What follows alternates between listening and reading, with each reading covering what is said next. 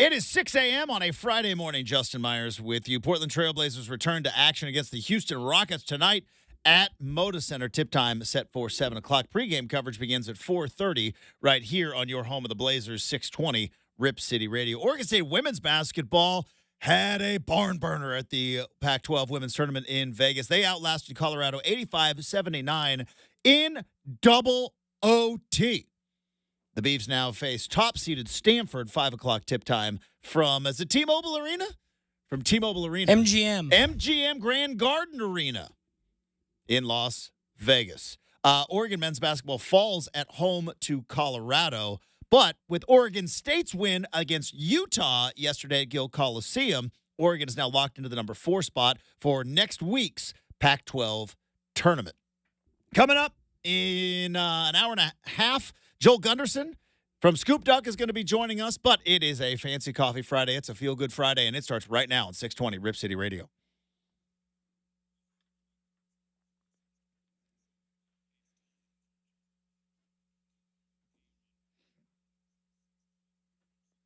And a very happy Friday. It is RCM. I am your host, Justin Myers. Super producer Brenden, safely partitioned on the other side of the glass. Thanks for getting up early with us or staying up late, however you are rolling on this particular Friday. A lot of stuff to dive into on the big show today. Ryan Leaf's got some comments.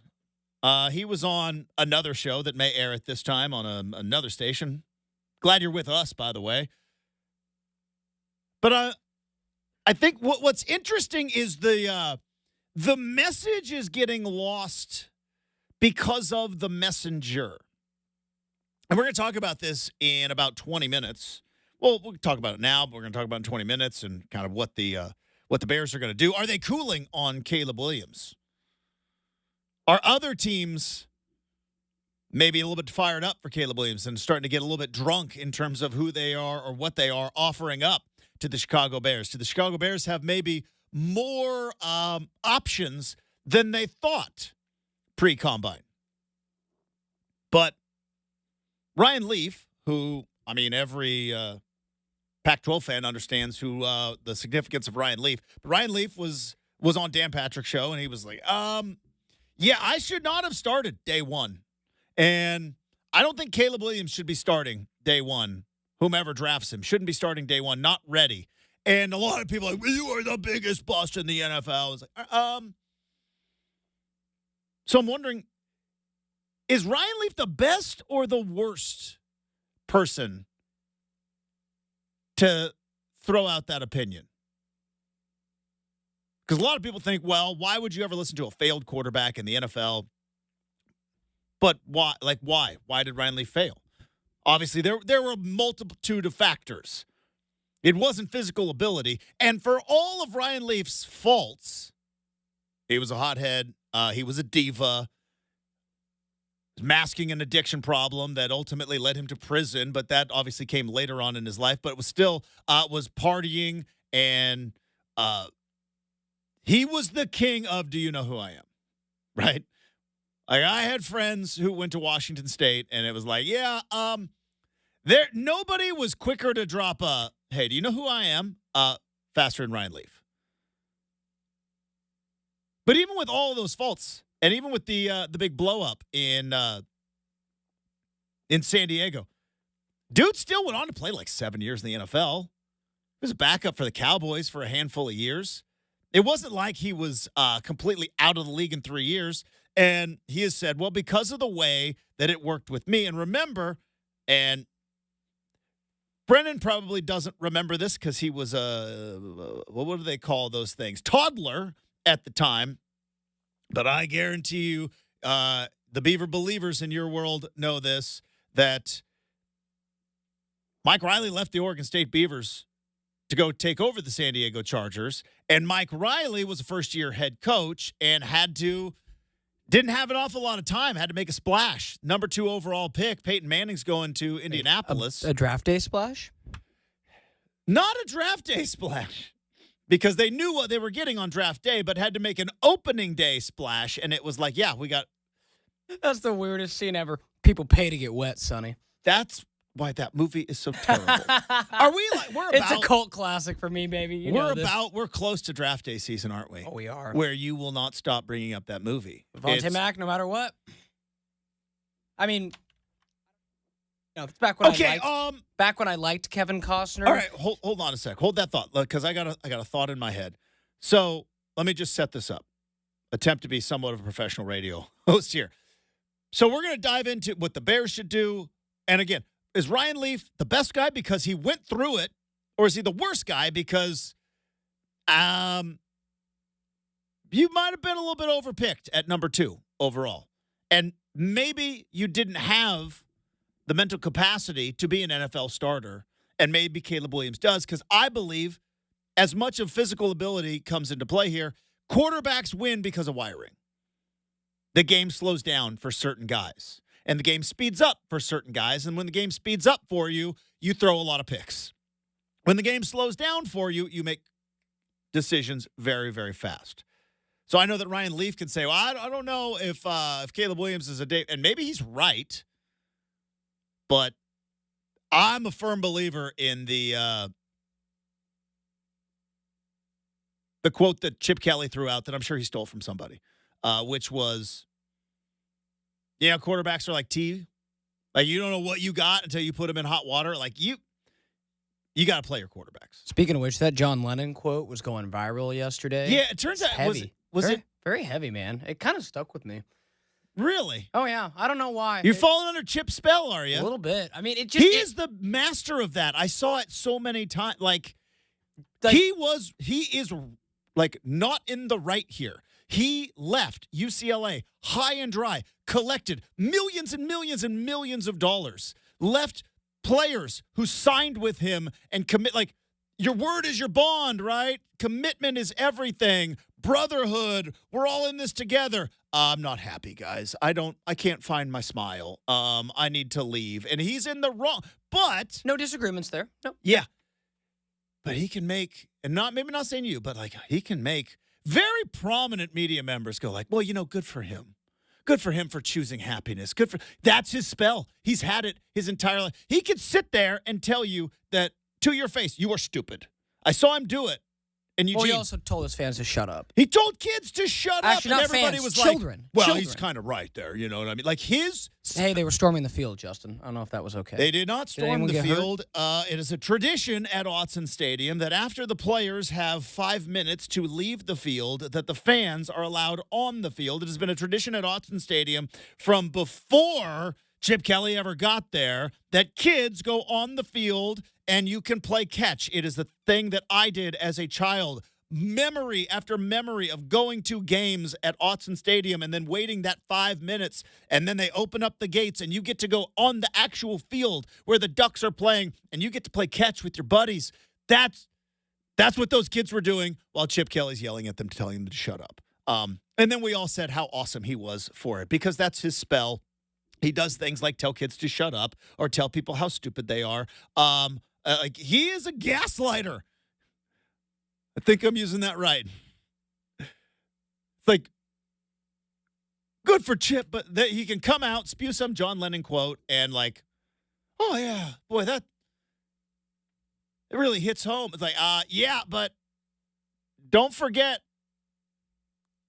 the players on UCLA that, what about their happiness? Anywho. I was just saying, the quote itself hit me. Yeah. In my life, in my own life, anything else, it's deep. Hey, do we know if John Lennon actually said that? Just Googled it. He did. When I was 5 years old, my mother. When I was 5 years old. Yeah, I know, right? I could never. Is he going to do the Liverpool? My mother always told me. It's a wacky Friday. My mother always told me. I know, right? Happiness was the key to life. I went to school, asked me what I wanted to be. I wrote down happy. They told me I didn't understand the assignment. I told them they didn't understand life. Now, the mom thing. I don't know if I buy that story. He may have said it. I believe that he said it. I don't know if I buy that story. That's a 5.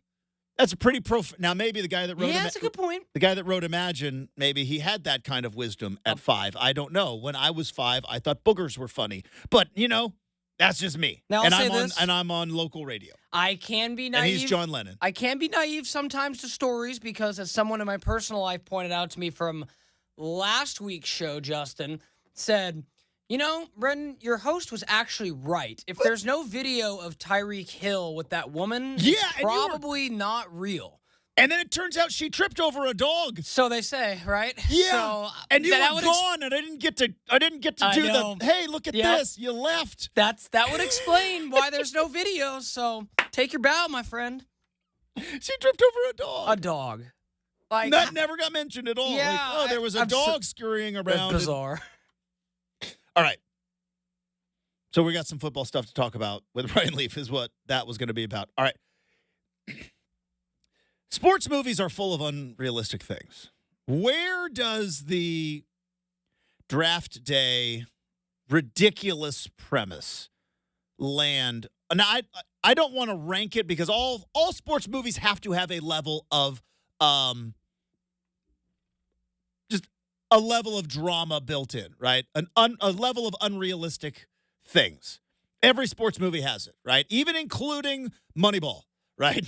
Not everything from Moneyball. Like, it wasn't just because they played Hatterberg at first. Like, they had three of the best pitchers in all of Major League Baseball and Miguel Tejada, who would go on to be an MVP. Those guys, conveniently, were left out of Moneyball. Hey, they were better because they traded Pena, man. Like, they traded away an all-star and got better. So, yeah, that's yes, that was it. Definitely not Barry Zito, Tim Hudson, Mark Mulder, and nobody that was mentioned in the movie. And not a mention. Hey, there's some and problems Miguel with Tejada, who was an MVP. Anyway, back to draft.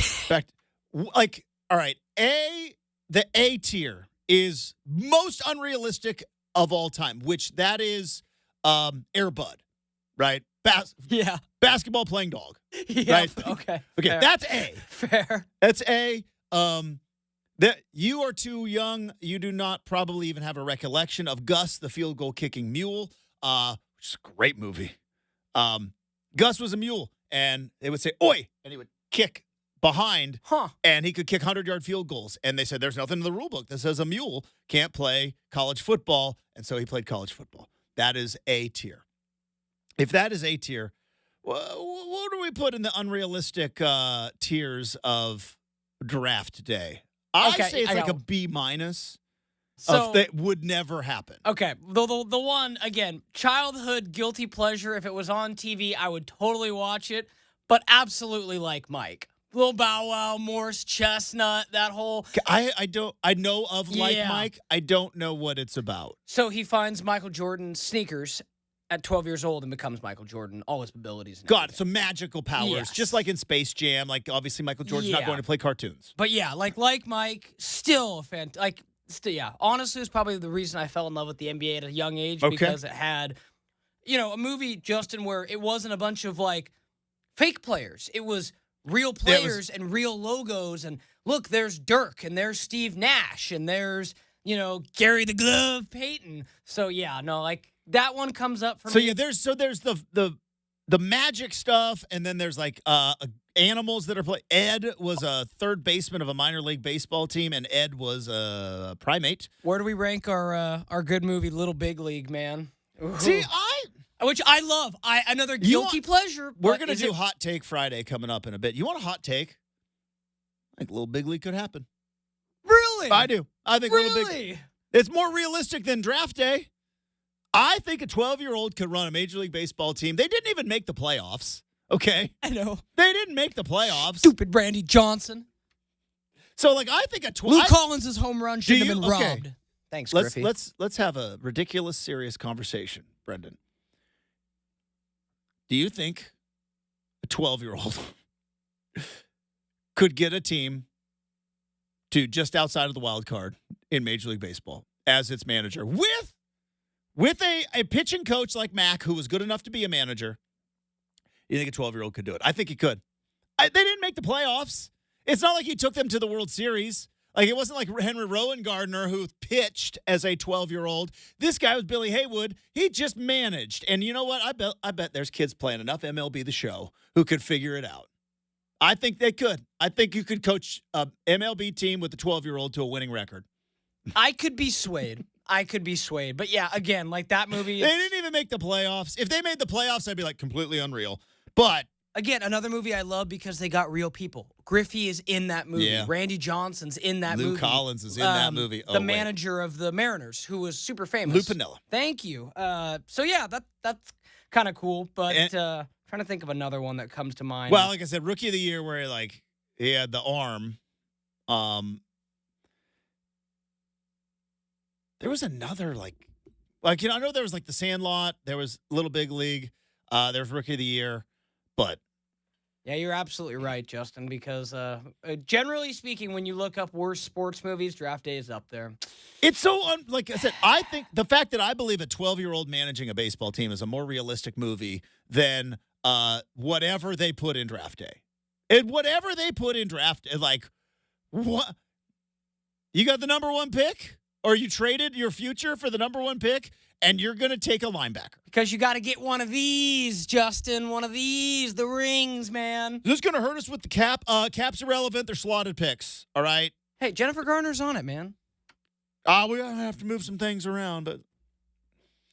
Oh, my goodness. I wonder just also, Justin, just for the sake of curiosity, on the last point on this. Yeah. For me, this is the most unrealistic part of the movie. Pretty sure in NFL organizations, something would not go well if a GM was hooking up with the cap lady. Just throwing that out there. I don't know. Well, I think that might happen. Seems like a conflict of interest. A massive conflict of interest and probably a workplace violation. HR is going to be involved, definitely. But more unrealistic than that is your strength and conditioning coach coming up and telling you that Brian Drew's squatting more than he's ever squatted before. So don't draft this number. Okay, I got a gajillion scouts in the room, and I'm going to listen to strength coach. Got it. All right. Strength coach got it, baby. All right. We got to open up Fancy Coffee Friday. We're going to have to do this in a hurry because we got a little distracted, which I love. It's going to be a distraction Friday as well. It's a feel-good Friday. But as always, you've made it to the end of the week, and it might be a beautiful day outside. So let us celebrate with a Fancy Coffee Friday. Here we go.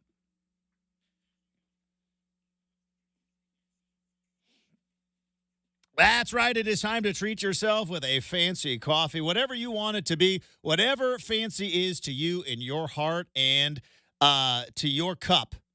You do you. We appreciate each and every one of you for hanging out with us, even if it's for 5 minutes or if it's for the full 3 hours. We can't thank you enough. So cheers to all of you on a Fancy Coffee Friday. You earned it. Time to treat yourself. Oh, yeah. That hits good. All right, we got a fun show. Joel Gunderson coming up in an hour from now. We're going to talk some more NFL draft, actual drafting going on, injury bug going on in the NBA as well, and the Blazers back in action tonight. That's all coming up here on 620 Rip City Radio.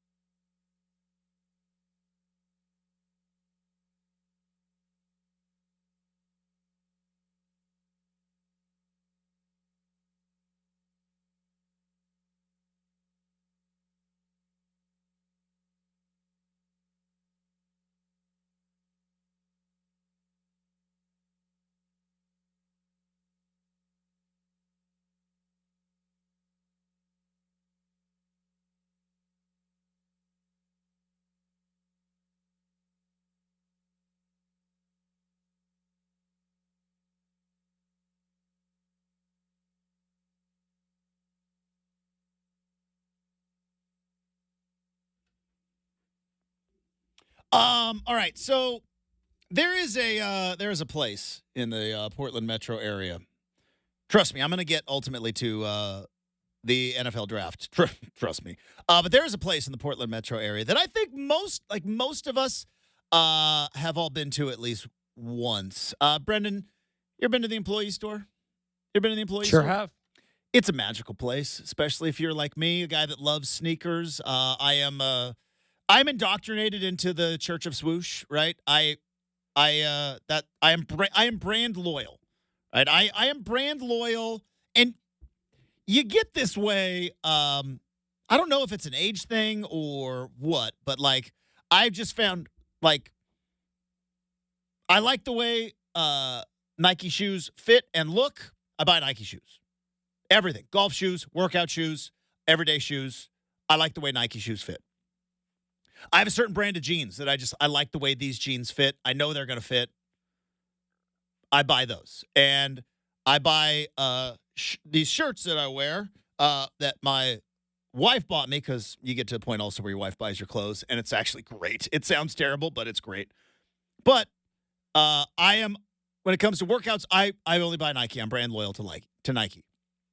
So I've been lucky enough, very lucky, to be able to go to the Nike employee store multiple times. Now, I remember when I first got to the Nike employee store. First time. Do you remember your first trip there? I did. Don't think first trip. All right. Well, were you your first trip as an adult, where you were buying the stuff yourself, not? Yeah, I've only been probably 2 times as an adult. Okay. So yeah. And I don't know if it happened to you, but it was like I didn't want to leave because I worried that I was gonna miss something. Right? Because you got to get a pass. You got to know somebody. And, that first time you get in there, you're like, am I going to miss something here?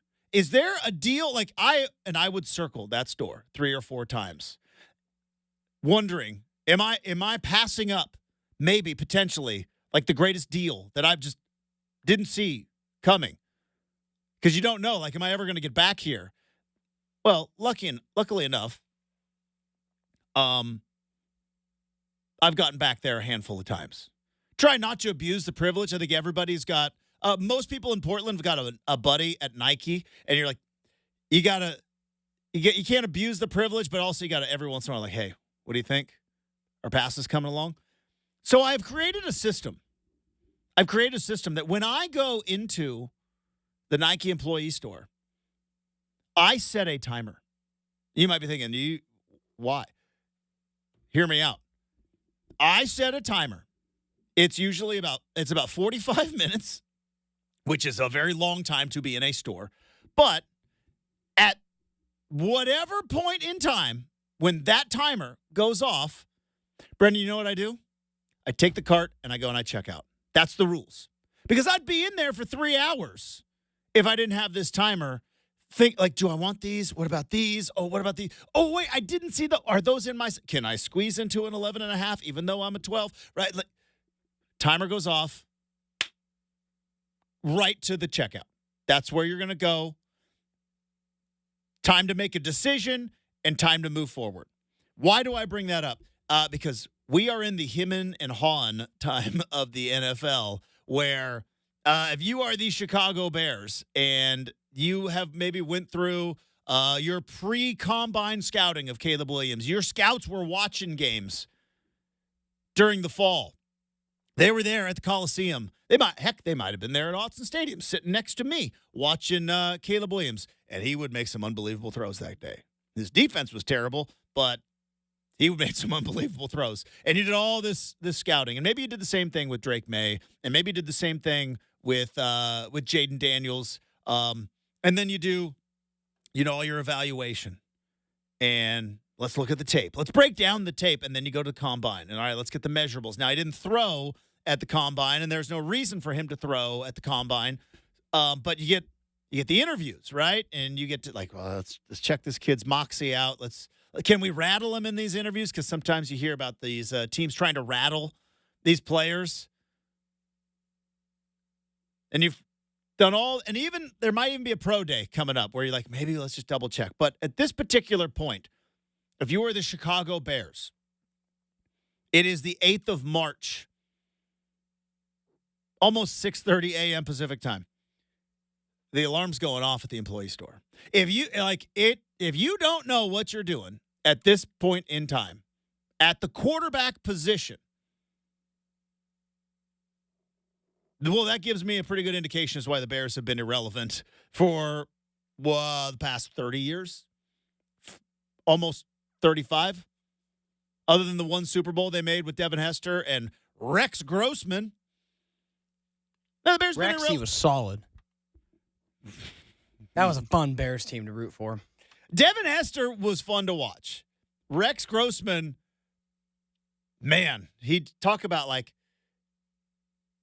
he caught on that Nick Foles he did. Shining Star thing. I don't know how it's working. I don't even know. Every once in a while you get a quarterback on a heater like that, and you're like, guys, I don't know why it's working. It just is. Let's just keep going.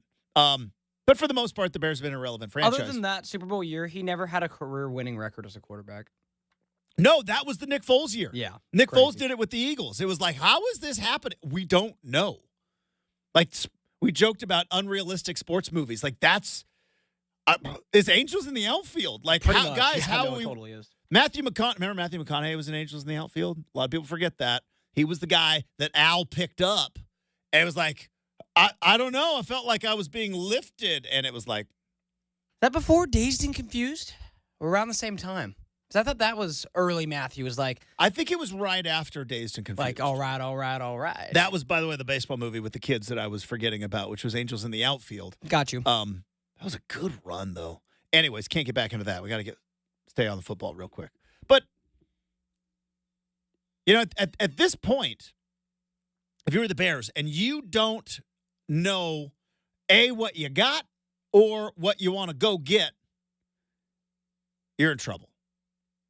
Now, Brenden brought this up to me in the pre-show meeting. You said there are now rumors and reports, and again, I take them all with a grain of salt. Don't know what that means, but it's just a phrase we all use. Do you know why we say take it with a grain of salt, which means don't believe it or not? It's a weird phrase that we all just use. Hey, take this with a grain of salt. I think it's meant to be something hard to digest. So it's how you do the salt lick after a tequila shot or something. But you do the salt before the tequila shot. I don't know how you're shooting tequila, but you're doing it backwards. You do the salt first. Yes. Then you shoot the tequila. Then you do the lime. So that's what I would assume that came from. Other fun way to do it is hot sauce. You do a hot shot. Speaking of which, tried a new shot that I never had before. Combination down in Florida. Mm-hmm. So how long you think you're going to be doing shots in your life? Oh, well into my 40s. Because I'll tell you right now, it's bad news. You got to get rid. Shots not fun. You think well into your 40s? Probably. I can't wait to talk. When I'm in my 60s and late 50s, and you are in your 40s. I can't wait to see that Brenden Slaughter. Well, I hope we're still doing a show on some weird magical frequency. Who knows? Probably radio's still going to be sticking around. Everything's going to come full circle, I believe. The difference there, though, Justin, is that I don't drink Monday through Friday. I don't really drink unless I'm on vacation. So that's kind of it. That's kind of my You're MO. not going out tonight? You're hitting the town? You're going to light up Sherwood tonight on a Friday? Got to be in Corvallis 10 a.m. tomorrow. So probably not. Yeah, you can shake that off. You're 27. But so in Florida, one of the things that's unique down in the Keys, Justin, you get a shot of Jameson. Boom.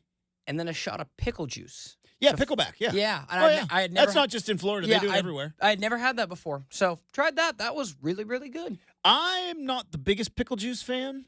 I've done a pickleback shot before, but not the biggest. I see why it is intriguing. Sure, yeah, I can see why people would do it. Oh, it took me some minutes to try it. They're like, try it. I'm like, this sounds so weird, but hey, it worked.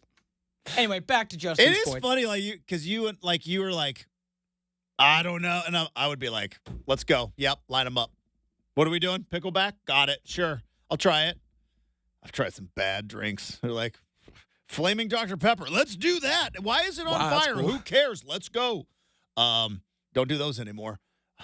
Anyways. But you go to if you're the Bears, right? You go through all of that. If you don't know what your plan is at this particular point, you're in a bit of trouble. So it sounds like, again, according to the reports, that there is some team out there that might be offering, and how did you describe it, Brenden? You say I follow, well, not follow, but somehow in my feed, a Bears reporter who's Yeah. pretty, I forget his name, but pretty reputable. A lot of followers.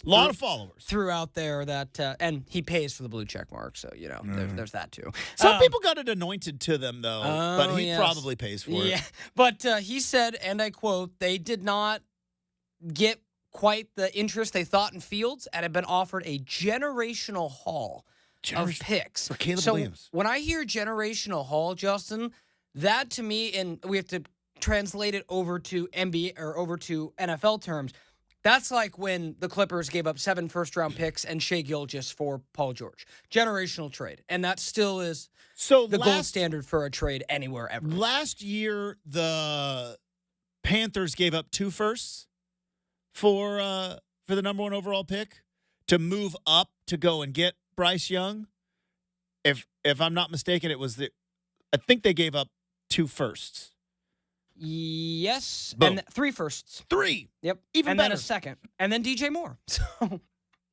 So they gave up 3 firsts. So that's the going rate currently right now, because that just happened last year. That's the going rate. So you're saying maybe there's a 4 firsts for Caleb Williams? There could be. And I'll say this. If Caleb Williams turns out to be, forget Patrick Mahomes, he's in a different stratosphere.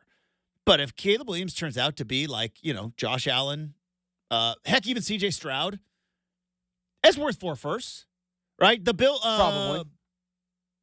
Brenden Beane, who is not Billy Beane, but Brenden Beane, who is the GM of the Bills, I believe said we traded up to get Josh Allen, and turns out once we got Josh Allen, nobody cares about those picks anymore. And that's true. But then you'd be like the Broncos, where you're like, yeah, we traded all those picks for Russell Wilson. Now we'd like those. It'd be handy right now because we can't pay anybody because we're paying Russ to not play quarterback for us. We'd like those picks to come back. But if you feel like you got a guy that's going to be a franchise playing quarterback, which not even transcendent Hall of Famer, I'm talking franchise quarterback, like Justin Herbert, Joe Burrow, and I know Joe Burrow played in the Super Bowl, but like Joe Burrow, like Josh Allen, like Trevor Lawrence, like these guys that have taken franchises and turned them around. The Bengals were a terrible franchise until they got Joe Burrow. And then Joe Burrow's like, oh, yeah, Bengals, hoo-day, look at that. We all know about the Jacksonville Jaguars before they got Trevor Lawrence. I've been on this soapbox before, right? A win of a draft at the quarterback position changes franchises. My mind has been changed on this topic. I used to be a guy that was like, yeah, good quarterback goes to bad franchise. That quarterback has career derailed. My mind has been changed. I'm different on that now. I believe if you are a transcendent quarterback, you transcend franchises. Joe Burrow is case in point. With that, Trevor Lawrence, same thing. Did you feel that you felt that way because you saw guys like Joey or Mariota not necessarily make it? Yeah, that was part of it. And every Oregon fan has done this. I probably as well, which was there's no possible way that Joey Harrington played behind the worst offensive line for like 5 years. But we all believed it. We all said it. And Mariota it's like, when you watch Marcus Mariota play post-tennis, he turns the ball over too much. Legs fantastic, but was injury prone. He was a turnover machine. And I love Marcus. And I'll never forget what old number 8 did there at Autzen Stadium, but he's not an NFL quarterback. And he's had multiple chances. And if he was, it wouldn't have mattered the situation that he went to. Because transcendent quarterbacks transcend organizations. The Cincinnati Bengals, if you look at the you look at the report cards that came out. Kansas City Chiefs, ownership, F. Because the Hunt family is notoriously cheap. Right? Notoriously cheap. And guess what? Patrick Mahomes is a transcendent quarterback. The Bengals were known as the Bungles because they bungled everything. They were a mess of a franchise. Guess what? Joe Burrow comes in, takes him to the Super Bowl. The Jacksonville Jaguars were a joke. Were an absolute joke. Urban Meyer kicked the kicker. Was fired like 9 games in. He left like their head coach left a Thursday night game early to do some canoodling with some attractive woman that was not his wife at a bar while his team's in the middle of a losing streak in the NFL. Guess what? Don't worry about it. You got Trevor Lawrence. You bring in retread Doug Peterson, you're fine. Now, they may not have made the playoffs this year, but they made the playoffs the year before, and I don't think anybody is worried about Jacksonville for the next 5 years. Those are transcendent quarterbacks. If Caleb Williams is a transcendent quarterback, it does not matter the situation of the team he goes to. He will transcend it. If he's not ready, if he is a Jag, just another guy, if he is an average quarterback, average Joe quarterback, guess what? Yeah, then a bad franchise can derail you. But if he is him, by the way, I was listening to some Snoop Dogg the other day at the gym. I think Snoop Dogg invented the term I am him. I would have you play the lyric, but that is a... Yeah, no, we don't need to do that. We had a meeting about that. We'd have to clean that up. But there's a Snoop Dogg lyric that said, he is I and I am him. Slim with the tilted grin. Then he says a very long word that starts with an M, if you know what I'm saying. Point being, Bears should shut off their phone. Whatever the decision, like, time is up at the employee store. Go to the checkout. Shut off your phone. As much as we made fun of draft day, draft Caleb Williams or trade for pick. Whatever you decide right now, do that. Shut off your phone. Go on vacation. But then again, we'll see you in April. Totally true. But, Justin, we do have to determine if anybody went to Caleb Williams' birthday party. Good point. Probably a lot of people did because they can make money now. It's so true. the NIL is probably a pretty awesome party. I imagine that was a nice party in LA. Just a thought, but yeah, probably. All right, some real nice, famous people. Round Ball Rock coming up. Injury bug hitting the NBA right now, and it is kind of about that time. Karl Anthony Towns might be a significant injury. Steph Curry went down with an ankle injury yesterday as well. So news and notes and fun stuff around the NBA next. 620 Rip City Radio.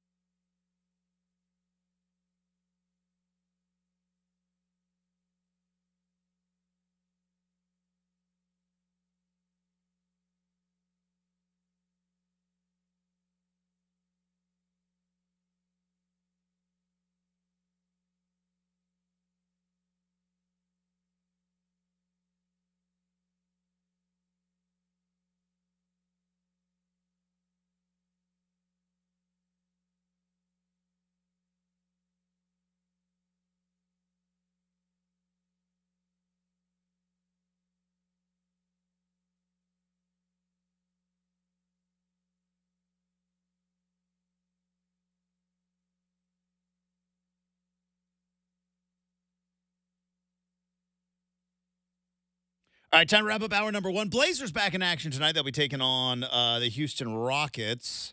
Do we have an injury report for the Blazers?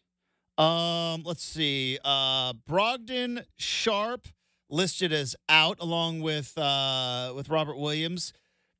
Scoot Henderson upgraded to doubtful. Probably not going to play, but upgraded to doubtful. And Jeremy Grant and Jabari Walker both listed as questionable for tonight's game. But DeAndre Ayton, Scoot Henderson, both listed as doubtful. Haven't seen Scoot since the All-Star break. Need to get that guy back and playing again.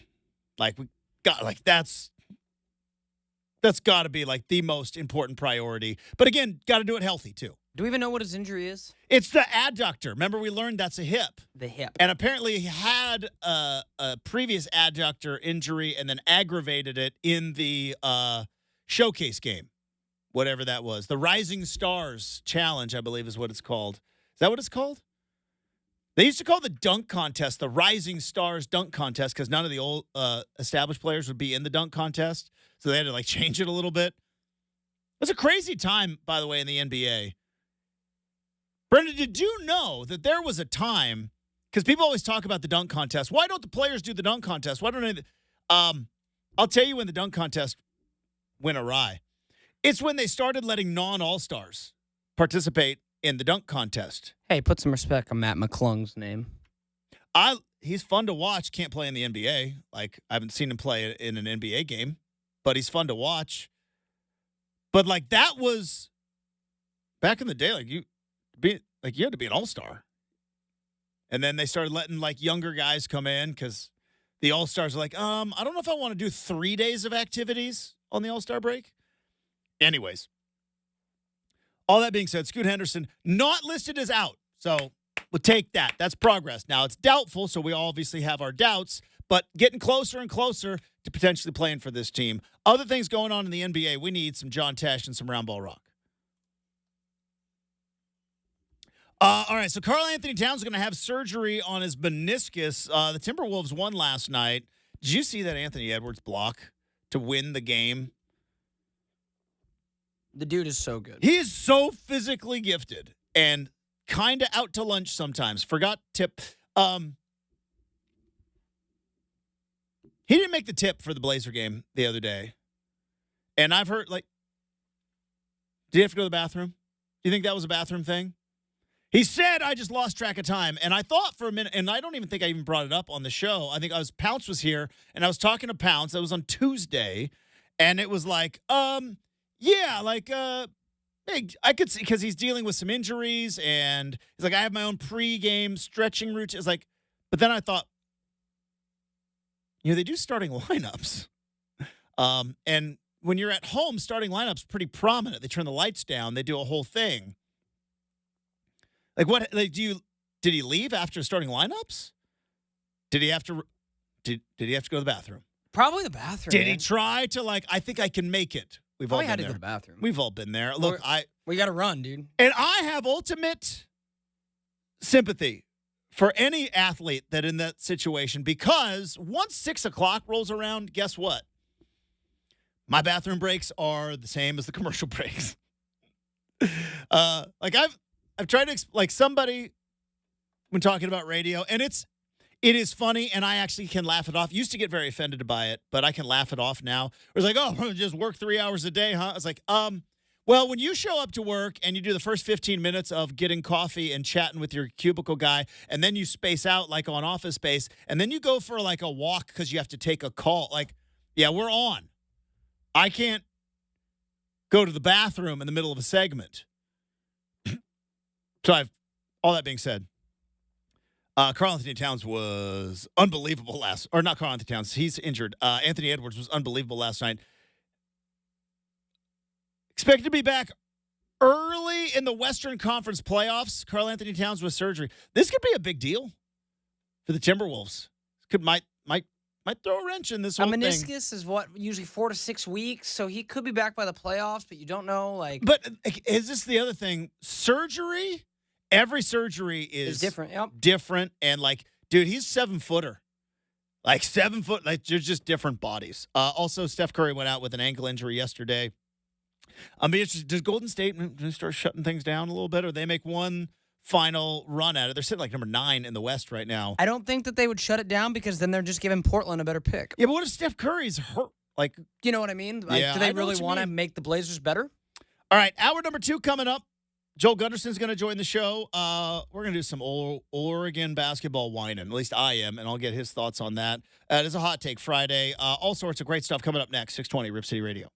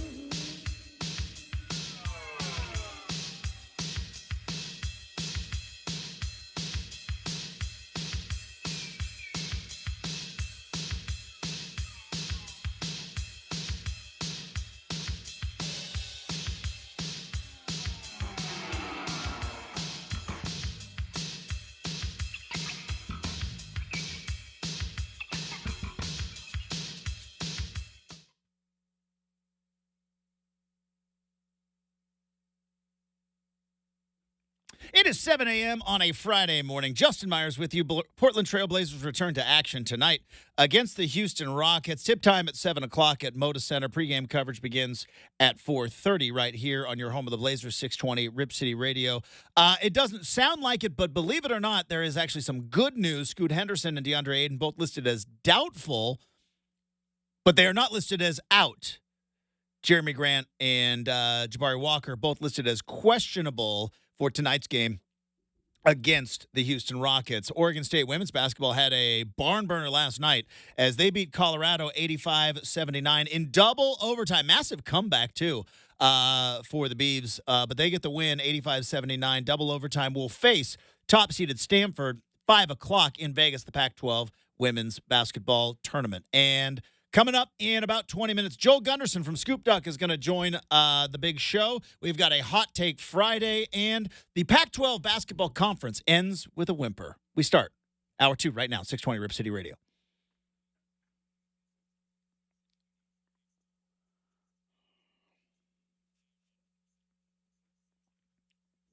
All right, welcome back to Rip City Mornings, everybody. Hopefully you are having a fantastic Friday morning.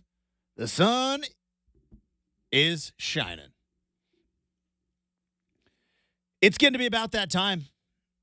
Brenden, is getting to be about that time. I know it is the month of March, and obviously we equate the month of March with one of the greatest sports spectacles of all time, which is March Madness. It takes over a good 3 weeks of the calendar, and it also extends to a fourth week because after this weekend wraps up the regular season, the Pac-12 is going to be headed down to Vegas and T-Mobile Arena for the Pac-12 men's basketball tournament. Oregon's locked into number 4 after the Beavs beat Utah last night, popped Utah's bubble, and the Utes and the Ducks and a handful of other teams in the Pac-12 conference gonna need to win the whole thing, and that's going to be tough because you've got Arizona just kind of looming there. And have you ever been to a Pac-12 tournament in Vegas? The men's tournament? Not the men's. The women's when it was in Vegas, but not the men's. I have never either. And now that it's never going to happen, so, the Big Ten tournament might be in Vegas, but so funny story with that, Justin. Yes, I'd love to hear a funny story. Women's tournament used to be in Seattle up at Key Arena. I very much remember that. I loved that. That was an awesome trip. Then they moved it down to MGM. The last one I went right to, there at Queen Anne is the neighborhood where Key Arena is. Big Mario's, good pizza. I think Big Mario's. I think we might have gone there. There's a Big Mario's there. There's also Big Mario's on Capitol Hill, which is where all the people go to Capitol Hill and you get super hammered, and then you go to Big Mario's and get a pizza before and eat at 2 a.m. before you get an Uber and go home. Anyways, but no, yeah, the last time I was there was 2020, and it was the women's tournament, and I remember very specifically. Oh, when they shut the whole thing, or no, they got it in. So it was about a week later because they got the women's. It was I remember because that was Sabrina. It was in the press pool, and I'll never forget at the time it was Lindsay Schnell, who's been all around this area, asked Tara Vanderveer at Stanford, like, "Are you concerned with this COVID thing?" And little did we know what was going to transpire like 10 days later. And the things that I said this particular week 4 years ago. See, this is uncanny how it like is. Like the quotes and the comments that I made, not on the air, but like just in the office to like, because I had a producer of The Bridge, shout out to Tyler. He was the man. Kept the show on during what would become, but he was like, yeah, they're talking about running the NCAA tournament with no fans. And I go, that will never happen. I was right because they just wouldn't have the tournament. But I go, no, that's scare tactics. That is, that's fake news. That's never going to happen. And yeah, Rudy Gobert touched. Oh, yeah. It's one of those moments where it's like, where are you? And I remember sitting with my buddy being like, do you remember that press conference when that question was asked? And it was a great question because little did we know just 10 days later or whatever. But which is interesting because I had this question for this segment, Brenden, which was, you know, we had some fun yesterday with my good buddy Curtis Rogers, who works up in Seattle, but he went to Arizona and you talked about how you stormed the court against TJ McConnell. And when you were, when you were a young, just student in the student section there, is it the Beaver Dam Is that what the student section is? There's the pit crew. There's the Beaver Dam. I don't know what Washington's is. The Dog Pound. They were number 7 in the country. And, 2015, not to sound too old now. But 2015, and that was a time, right, when, like, Pac-12 basketball was a thing, right? Pac-12 basketball, back when it was, you had the Thursday night game, and then you had the Saturday game, and sometimes it would get moved to a Sunday afternoon, or sometimes it would be on a Wednesday. But those that you would get like the Bay Area schools are coming, and it's the Washington road trip. That one's always tough. But there were big time games in big time atmospheres all throughout the Pac-12, and obviously I go even further back into the Pac-10. And UCLA is one of the all-time great basketball programs. 10 national titles, get that for you. Arizona has been a factor. There was a time when Stanford was a wagon. When Johnny Dawkins, man, and Mike Montgomery. Mike Montgomery, when you would have they had the Collins twins and the Lopez twins. How does one place get 2 sets of 7-foot twins? I don't know. Stanford. It's just Stanford. But you know what I mean? But Stanford had dudes, had players. Mad Dog Madsen. Did you guys ever have that growing up too? I'm curious because you played more competitive sports, and like we just joked about Stanford, but it's the recurring joke is obviously Justin grew up a Duck fan. I grew up a Beaver fan. And my parents, I went to Oregon State, and my parents wanted me to go there, but it was always the running joke in the family. It was like, oh, well, if Stanford wants you, just all bets are off. You go to Stanford. Like, if Stanford wants you, it's Stanford. Stanford. Real funny story. All right. Real funny story. I have maybe mentioned once or twice that I went to high school with an elite athlete. This is true. May have popped up on the show once or twice. And my best friend, whom I grew up with, was recruited by a lot of schools for both football and baseball. And in the springtime in Oregon, you play baseball. On a day like today, you would die for. Like, how cold is doesn't matter. It's not raining. We get to go outside. But for the most part, you play a lot of catch inside the gym, and you take a lot of ground balls inside the gym. If you're lucky enough to have a covered batting cage or an indoor practice facility in the great state of Oregon, good for you. Or now teams, they all have turf now. But as a baseball player in the 90s growing up, it rains. The field has to be saved for games. Can't tear it up for practice. We're practicing in the gym. And we had a bunch of goofballs on our team, and we had some shenanigans. And there was a thing in the world going on in the late 90s. It was known as the Monday Night Wars. All right, this is professional wrestling. This is the then WWF and the NWO and WCW, and it was everywhere. And as a 17-year-old, 18-year-old at the time, and all of my doofus friends, we were into it. Super into it. And Brenden, before practice, every once in a while, an old WWF wrestling match we're stuck. We've got cabin fever. We're in the gym. And every once in a while, somebody's going to get body slammed in the gym before practice. We knew we had about 10 minutes for old Coach Trask, who was Iron Fist.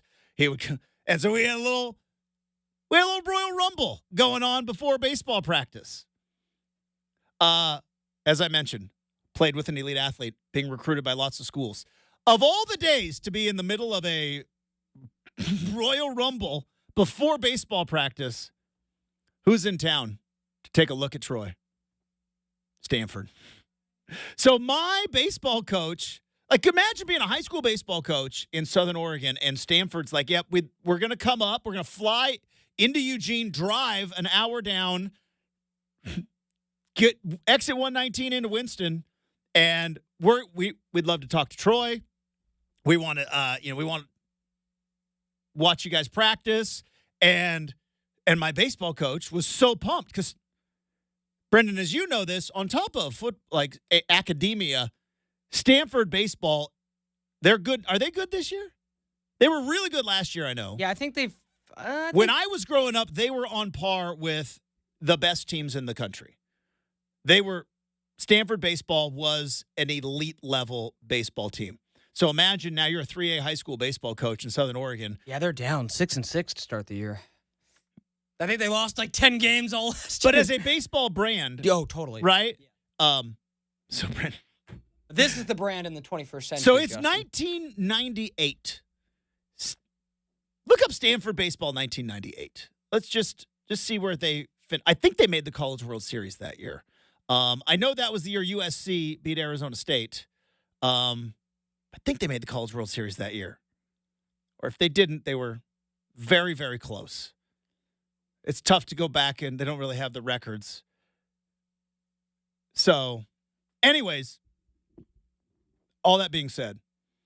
College World Series in 97. They were in the College World Series in 1997. And 99. Okay. Yeah. So, Stanford's coming off of a College World Series year. They would go to the College World Series the next year. It's early March, Winston, Oregon. Oh, not to mention they were runners-up, so literally in the championship game, 2000, 2001, 2003. Yeah. That team is there to watch our practice. Because obviously we got a superstar on our team. They're not. And so just imagine you're a baseball coach. Stanford is there to watch your practice, and you walk into the gym, and there's about 8 of us, and we got a Royal Rumble going on. Cool. We are dropping. No, it is not cool. We have now embarrassed our coach. I have never been yelled at so much. I mean, I have, but so when you talk about like Stanford, like when Stanford came to visit us to not watch anybody else except for one particular guy. And we have got a full-on NWO versus the WWF, dropping elbows, body slamming each other, thinking we got 5 minutes before we got to go run and play catch. And Coach Trask walks into the gym with Stanford's baseball coaches who was in the College World Series the year before. And we embarrassed the old guy. He was not happy. He was not happy. There's my funny Stanford recruiting story. No, that's too funny. That's good. Just dropping elbows, and it's like, oh, okay, so I guess none of us are going to Stanford. Got it. Because we clearly do not have the brain power. Now, nor was ever Stanford an option for any of us other than one particular guy. But if Troy wanted to go to Stanford, I'm sure he could have went to Stanford. Yes, he could. Yeah. 100%. I'm sure he probably could have. For both sports, which is as nuts as so good. Greatest athlete in the state of Oregon history. I'll say it. I don't care.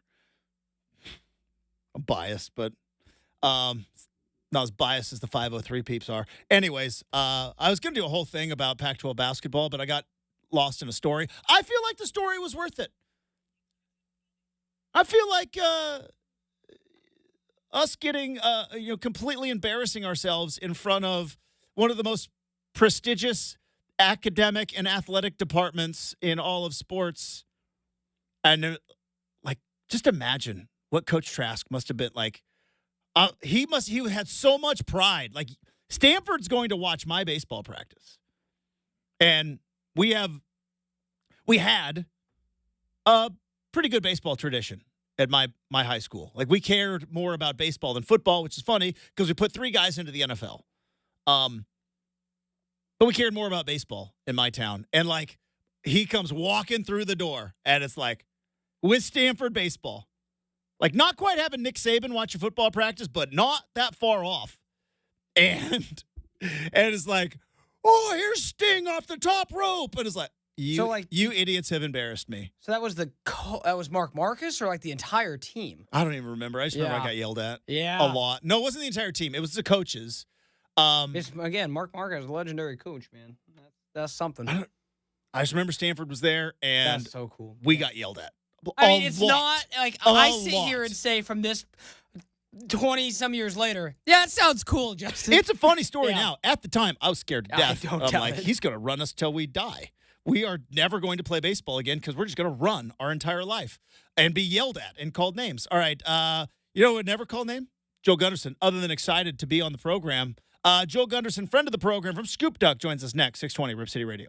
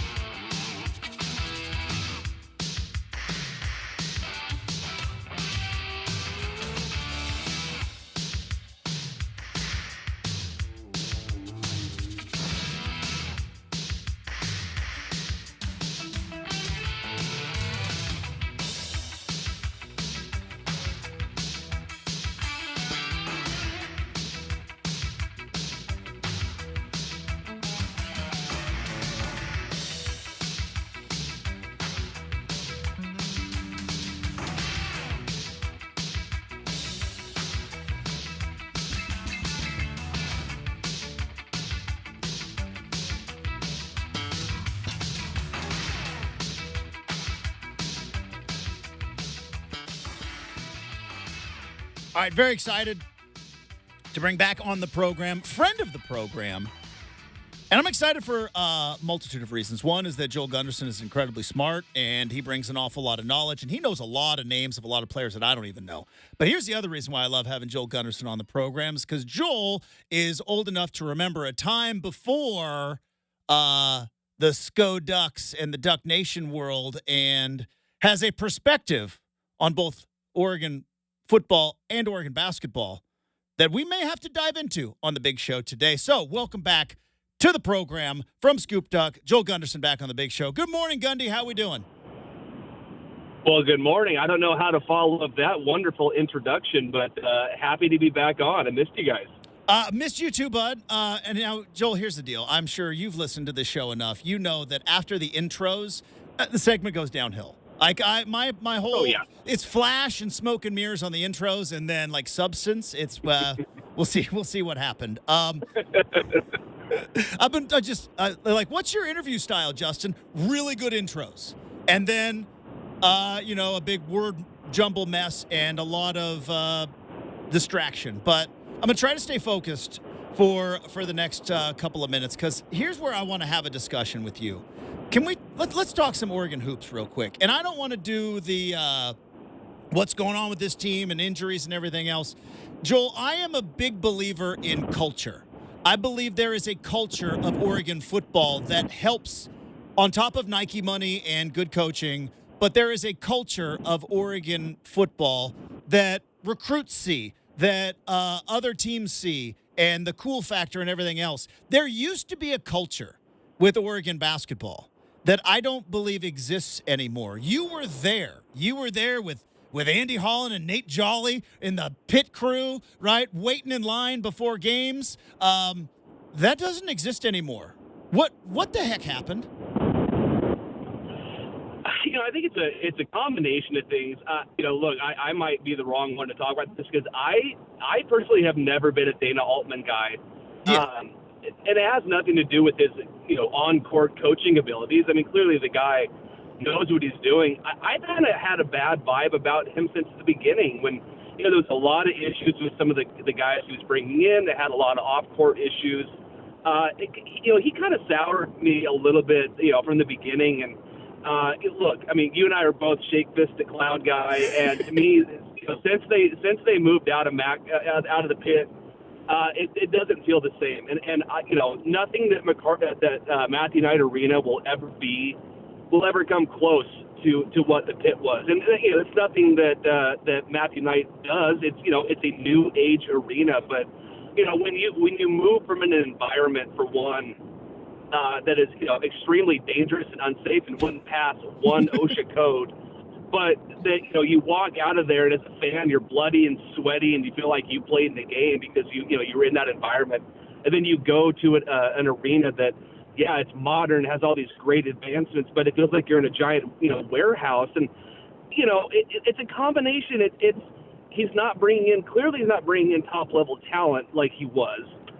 You play in an environment that it's not anywhere near the top 50 probably in college basketball in terms of places you go where players are intimidated to be. I mean, there's a video circulating about Gonzaga with their players and their fans, and it's like, granted that's one of the top 2 or 3 environments in the country, but yeah, you're right. I mean, look, I'm such a big believer in momentum on the field or on the court.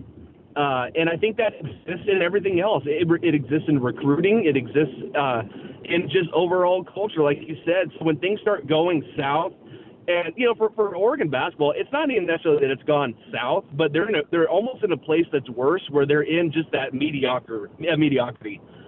We watched it with the Blazers for years and years. It's like, how often are you going to be excited to be the 7th seed and go out in the first round? It's like, blow it up or get really good.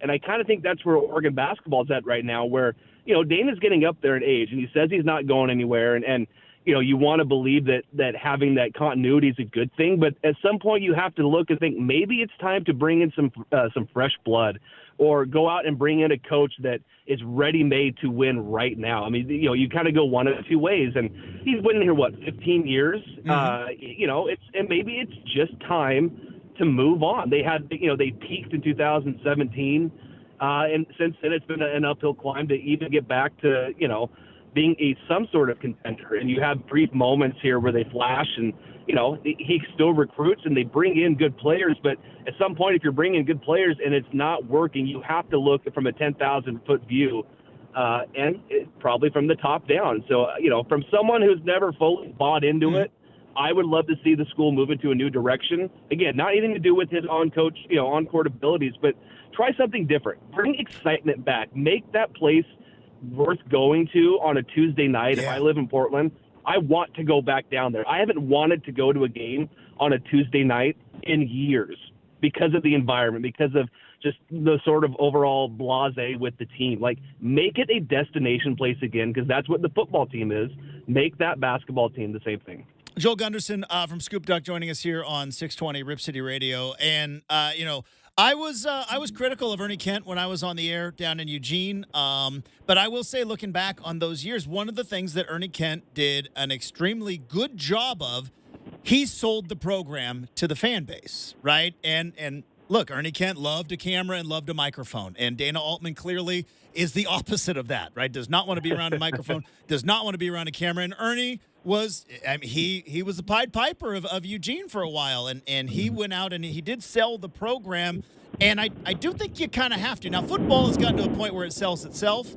But, Gundy, again, you were there. Like, Bellotti had to sell the program at times. Bellotti had to go out and do the rubber chicken dinner with the O Club and have to, sell the fan base during the offseason. And that's one of the things where I wonder, the stale environment of Matthew Knight Arena, which just, for whatever reason, and I know that Sabrina kind of took that building by storm, and I know it can happen, but for the men's team, it never quite caught on like the old Pitt did. But, like, also, when you look at Dana Altman, like you said, other than on-the-court coaching, never sold the program. And I think at this particular point, going into the Big Ten, Joel, you know this because you watch sports. Big Ten cares about basketball. Not as much as football, but there is a basketball culture in the Big Ten that doesn't exist in the Pac-12 right now that you're going to have to figure some things out, and you're going to have to sell your program. Oh, absolutely. Look, the reality is you're the University of Oregon. You have every resource available. It's not just talk. When Dan Lanning talks about what the football program has, how he says, I have everything here that I need to win a national championship. The same goes for the basketball team. The same goes for the baseball team. Like, they pump resources and money into that school and that program. Dana has everything he'll ever need. And it's also, it's kind of more of an overall view. Like, when I was there, early 2000s, like mid, 2002, 5, in that range. Like, we had guys like Ray Schaefer. Like, you had personalities that, Ray Schaefer would rather sit, when he's not in the game, he would have rather been sitting in the student section with us taking shots of whiskey on the side. Like, that's what Ray Schaefer was, and I'm not to put him on. But, like, you had guys that were fun, guys that cared. It wasn't so stale, and I talked about the stale environment of the arena, but it's also just kind of how it is now. Everyone has a social media. All these players, for good or for bad, are brands. And there's just, it's so, things are squeaky clean, and you don't have that. And for me, the biggest thing, I hate to keep going back to the arena because it's like, it's not going to change. Let's do it, Joel. But the best part about the Pit was having the student section along the sideline because they were right there. It was, and they're still the same way, but there's such a distance now between the students and the court, and it doesn't have that feeling where, as an opposing player, I'll never forget this. It's when Oregon beat UCLA in 2007. UCLA was number one, and that was the game. Russell Westbrook was coming off the bench. Like, they were still that such super young, good UCLA team. But, like, we were so close. I remember, it was the Holiday that was there, the Holiday brother that was there. I remember on the court after we stormed the court, him saying, "I can't believe what this kind of place is." Like, he was shaking his head, like he couldn't even fathom what they had just walked into, because Oregon was not as good a team as them, but that game was 100% won by the crowd and the environment. So I don't know. I'm just going off on a tangent. I love it. But it's one of those things. This is what I wanted. This is what I hoped for this segment. Right. You can still make Matthew Knight that kind of place. It probably won't be exactly like what the Pit was. it comes down to the student section. It comes down to the fans that are there, and it comes down to the staff. Are they putting out a product that makes people excited? It's one thing to win. It's another thing to win and be an exciting brand. Here we go again. Look at Mario Cristobal. That team, his team's won a lot of games. Oregon football was boring during his 4 years here. He tried to go out and we give Mario a lot of crap on the show, but he did a lot to go out and push the Oregon brand. But on the court, on the field, it wasn't that exciting, and then you bring in someone fresh like Dan, and it's exciting on the field and it's exciting off. And so if you're Oregon basketball and you're Rob Mullins, I think you say, thank you, Dana, for everything you've done. You took this team to their first ever Final Four. We're going young. We're going to get exciting. We're moving into the Big Ten, like you said. We need something new that's going to put an electric shock into this fan base and bring them back again. Joel Gunderson from Scoop Duck. He's a friend of the program, joining us here on 620 Rip City Radio. I was going to talk about this last segment. I got distracted. Shocker. But I did want to bring it up with you because going back to those years, I remember previously when I worked on a TV station, I got a chance to do a sit-down interview with Channing Frye. And I didn't talk any NBA with Channing Frye. I just sat and I talked about the glory years of Pac-10 basketball and those environments that you talked about, whether it was, now it's Alaska Airlines Arena, but heck, Ed, to Gill, to Matt Court, to Maples, to Pauley, to McKay, all these places, and Pac-10, and then it turned into Pac-12 basketball, did have a feel of importance. And it doesn't seem to have that feel anymore. And again, I wonder if that's maybe part of it as well with Oregon, is just the conference as a whole, other than at Arizona and maybe a smidge at UCLA, but not really. But the conference as a whole, Joel, kind of went like, we don't care. Once the transfer portal thing started happening and turnover started happening, the whole West Coast, just outside of Gonzaga, kind of went, meh, we don't really seem to care. Did you ever get that? Did you get that feeling with the conference? Because Pac-12 football went out with a bang, right? This year, Oregon, Washington, Oregon State, Arizona. Pac-12 basketball went out with a bang. Boy, Pac-12 or football, Pac-12 basketball is going out with a whimper. Yeah, and it's the problem that's plaguing college basketball for a decade now. I mean, I can't remember the last time, full disclosure, that I sat down and watched a college basketball game outside of March Madness in 10 years, outside of Oregon. You don't know any of the players. Look at a mock draft for the NBA draft this year. I mean, the top 10 out of the top 10, I bet you 8 of them are from overseas or the G League. There's no excitement in college basketball. There's no personalities. The last personality that I can really remember in the sport was probably Hansbrough from North Carolina. That's the guy I think about, where he was there for a couple of years. People knew him. He was sort of a heel. But there just isn't that anymore, because if a guy is good enough, he's going year after year one, or he's not going to college at all. And if he's not good enough, you don't hear about him. He's playing in an environment or a team or a conference that you don't even know what conference he's in anymore. And I think a big part for the Pac-12 this year is because, like you said, football had three teams that were at the end, just like, okay, these guys are nationally relevant. They're ready to go. In basketball, I think there's sort of let's just move on. It's the end of the school year. Everything is trending Big Ten now. Everything is moving Big Ten. It's kind of like the last of this dying breed, which is unfortunate because, like you said, the Pac-10, Pac-12 has such a rich history of basketball, but it's sort of like we've all moved on. When the football season ended, it's like, all right, close the door on the Pac-12. It's done. We're moving to the Big Ten. Oh, wait, that's right. There's still basketball going on.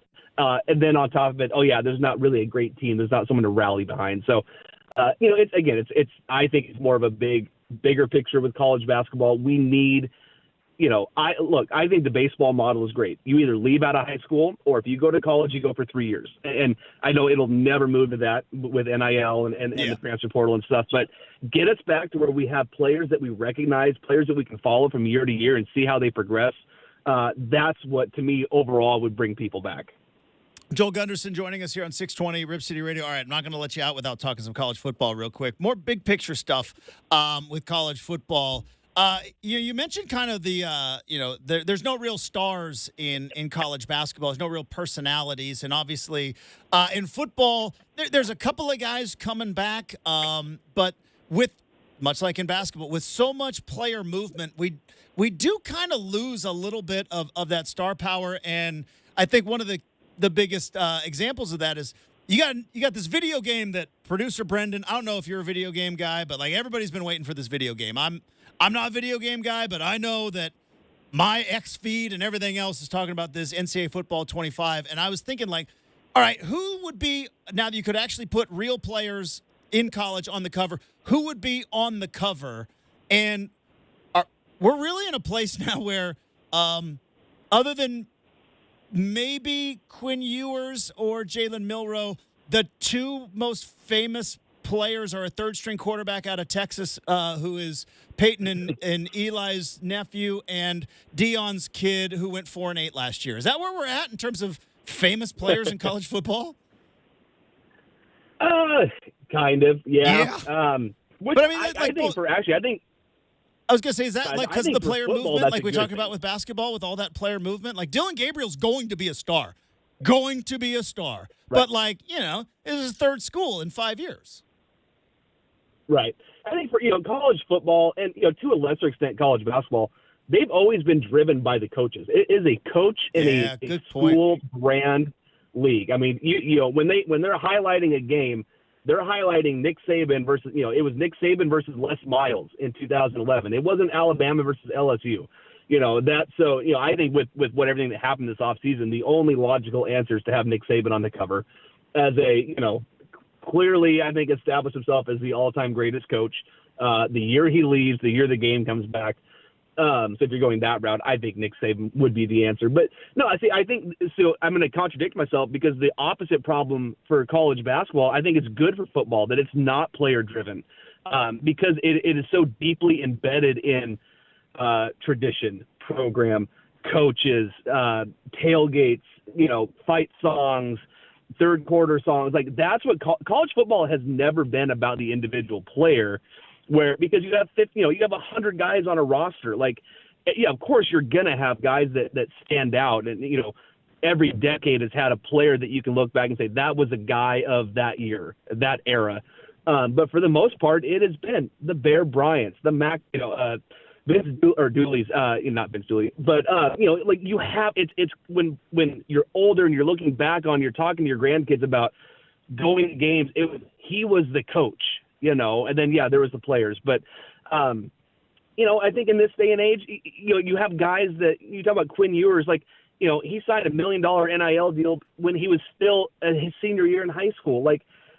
So in a sense, they're more well-known and they're more of a brand now than they ever have been, but they're also probably the least relevant on a national scale because everybody is known. Like everybody, you can turn on a commercial. You go to any college town and you turn on TV and there's going to be players doing local truck commercials or car commercials or restaurant commercials because they can now, which is fantastic. But it's still, from a football standpoint, it comes down to who the coach is, what the infrastructure is like, and then do you have that one or two guys that stand out? So long-winded answer saying put Nick Saban on the cover and call it good. All right, Joel Gunderson, you can follow him on Twitter or X, whatever you call it, at jgundy85. You can read his stuff on Scoop Duck. One last thing, because you mentioned kind of the Wayback Machine. Joel, was there ever a better feeling than a Thursday night win at MacArthur Court, walking through the graveyard and ending your night at Taylor's? Like that, like I don't know what heaven is, but I hope it's that when I get there. Well, yeah, the only thing better than that was a Saturday win because then you had Saturday night and you have to go to class the next day. You can't have Friday classes, Joel. Come on now. Well, you had them. You dropped them 2 weeks in. Like add drop Friday. Like seemed like a good idea to have a Friday class, and then Thursday, we're going out. Yeah, anybody that knows me is laughing now when I said go to class on Friday. But especially when you were able to do it's like when Arizona State was good, then you had Arizona come in on a Saturday, it was very rare that you had the doubleheader where both programs were really good. Maybe every once in a while like USC, UCLA. But yeah, when you had like a good Thursday night game, like maybe Arizona State's like number 25, and you got Arizona coming in on Saturday who's number 3, and again, back when you had to wait outside the building, and the best part is they'd shut the street down we'd get there on a Friday night at like 8 o'clock to start waiting in line. We'd have footballs out there. We're playing catch in the street. Someone would bring a little tiny, like, mini barbecue. So I mean, that was the absolute height of, like, I'm in college. I don't really have responsibilities.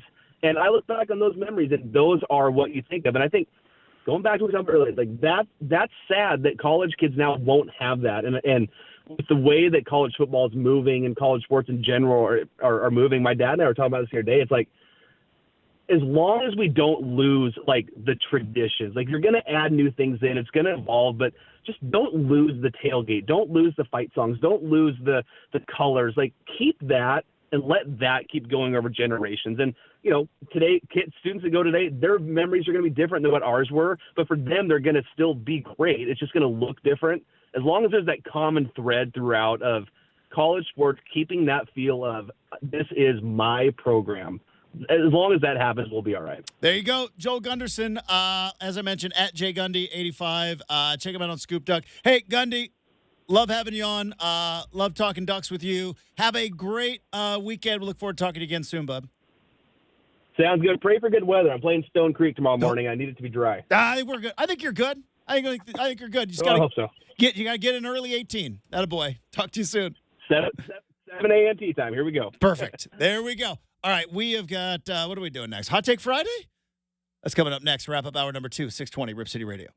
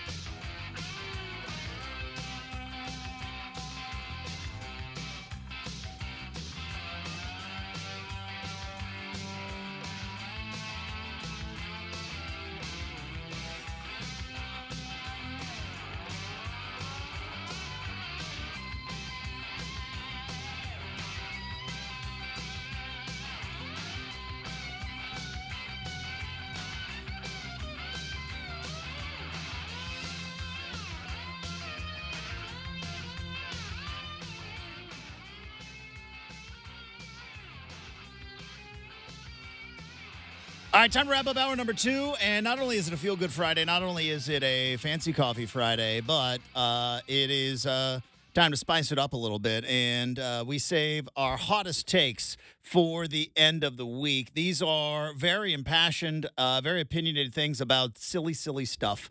It is meant to be fun and enjoyable, but also, you know what? There to make you think. Because sometimes we get locked into our normal train of thought, and sometimes we think maybe Freakonomics, we should be looking at this a little bit different from a different angle. So it's time for Hot Take Friday.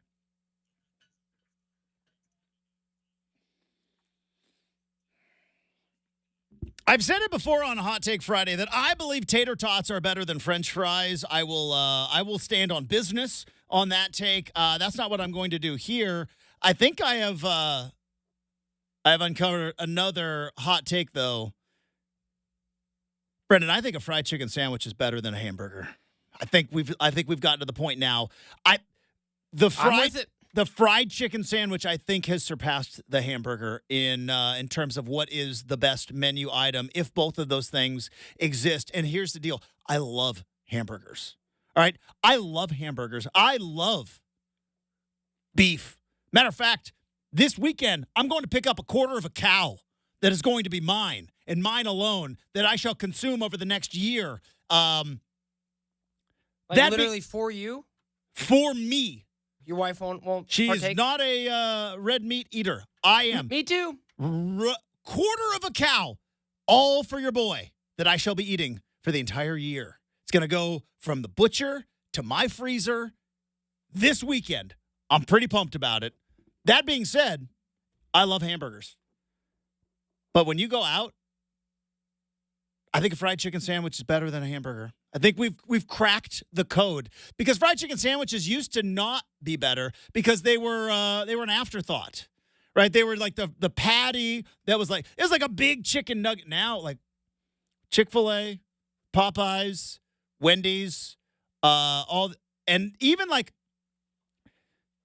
10 Barrel Brewing down in the Pearl has got a fried chicken sandwich that is so good. I've been to 10 Barrel. That is so. Have you had the fried chicken sandwich? I have. It is so good. It is so unbelievably good. I'm assuming down in the Pearl. That's Yes. the one place in Portland I like to go. But There's not another. I don't think there's another 10 Barrel in the Portland metro area. Got you. But yeah, they've got a fried chicken. I've had. I think fried chicken sandwiches are better than hamburgers, and I think it's time we just have to admit that they have taken over the top spot. Just like tater tots are better than fries. It feels weird saying it as a hamburger guy. You're that confident on tots, huh? That confident. It is Hot Take Friday. Hot take, I disagree, but that's okay. That's okay. I still ride for the French fries, man. When you get to a bar and they go, tots or fries? Fries, every time. Every time. Yep. Don't even think about it. I don't even think. I've tater tots. I feel it. I respect the take. Problem is some tater tots, they bake them and they're all soggy. That's just terrible. But you can have bad fries as well. But the fried chicken sandwich, I think it's better. I think it's better than hamburgers. And we got to crown the champion and we got to put the championship belt. Respect for the winners. All right, we've got a whole third hour coming up next. 620 Rip City Radio.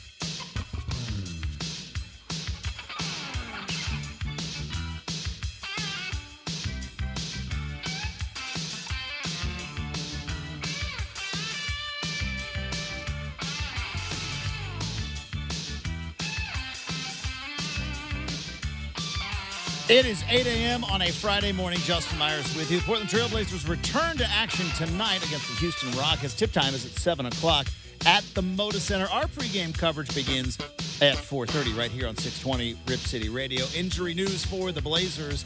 Joel Gunderson listed as doubtful, which is an upgrade from out. Malcolm Brogdon still listed as out, along with Shady Sharp and Robert Williams. But DeAndre Ayton and Scoot Henderson both listed as doubtful. Jeremy Grant and Jabari Walker listed as questionable. Oregon State women had a marathon of a game that saw them get a double overtime win against Colorado at the Pac-12 women's tournament yesterday in Vegas. 85-79 for the Beavs. They will face top-seeded Stanford coming up at 5 o'clock later today. And we will have Oregon State Athletic Association OSAA Championship basketball action following the show. But we got a whole third hour. We got to make a miss. We got an RCM mailbag. We start right now at 620 Rip City Radio.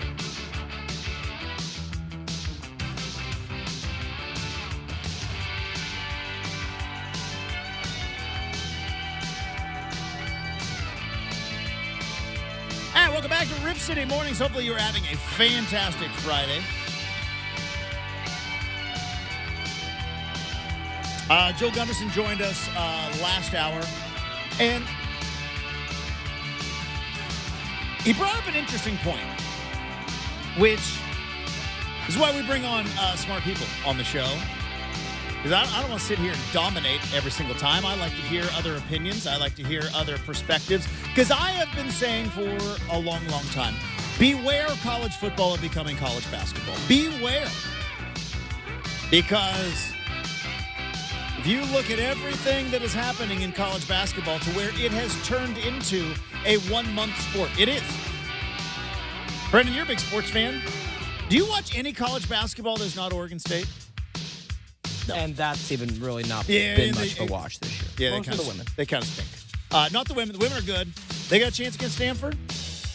You know that old saying? It's that double overtime, though, that doesn't help. Like when you got to play those back-to-back games in tournament time and you go to double overtime. It is tough to beat a team 3 times. I'll say that. I love to say that. The best. Throw that out there. But, I think there'll be a good game, but Stanford is Stanford. They're really, really good.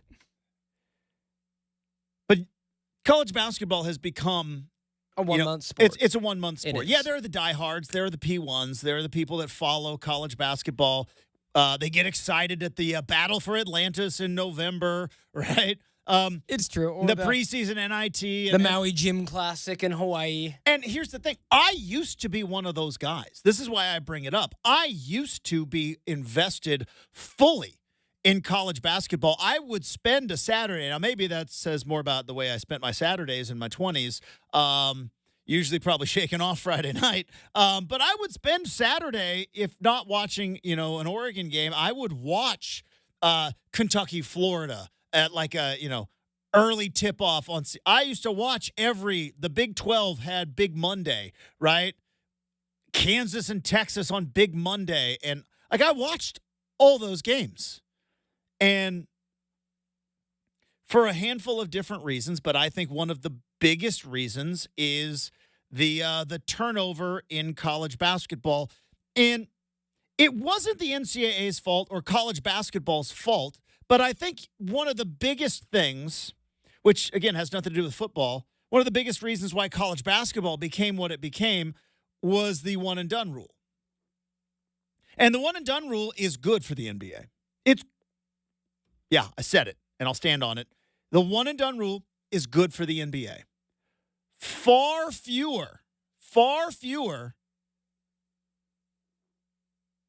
early round busts in the NBA draft. Far fewer guys coming into the league not prepared for the league. There are more and more guys, and you're seeing them. Now, part of that's because some of these guys are coming in from overseas who have been playing like adults since they were 14. Some of them, like Scoot Henderson, who played 2 years of G League basketball when he was 17 and 18 years of age and got paid $1 million and learned how to budget and learned how to travel and all of that stuff. But previous to the one-and-done rule, all the guys that had dreams of going to the NBA, they would just go straight to the NBA. And when you got to college, you got guys that other than a Zach Randolph or a Carmelo Anthony, who were like one and dones before one and done was a thing, guys would come into college planning on playing 3 years. I talked about it with load management. I talk about it with the transfer portal. Beware of things becoming a status symbol. One and done became a thing. It's a status symbol in basketball. And I think that kind of led to the downfall of college basketball from a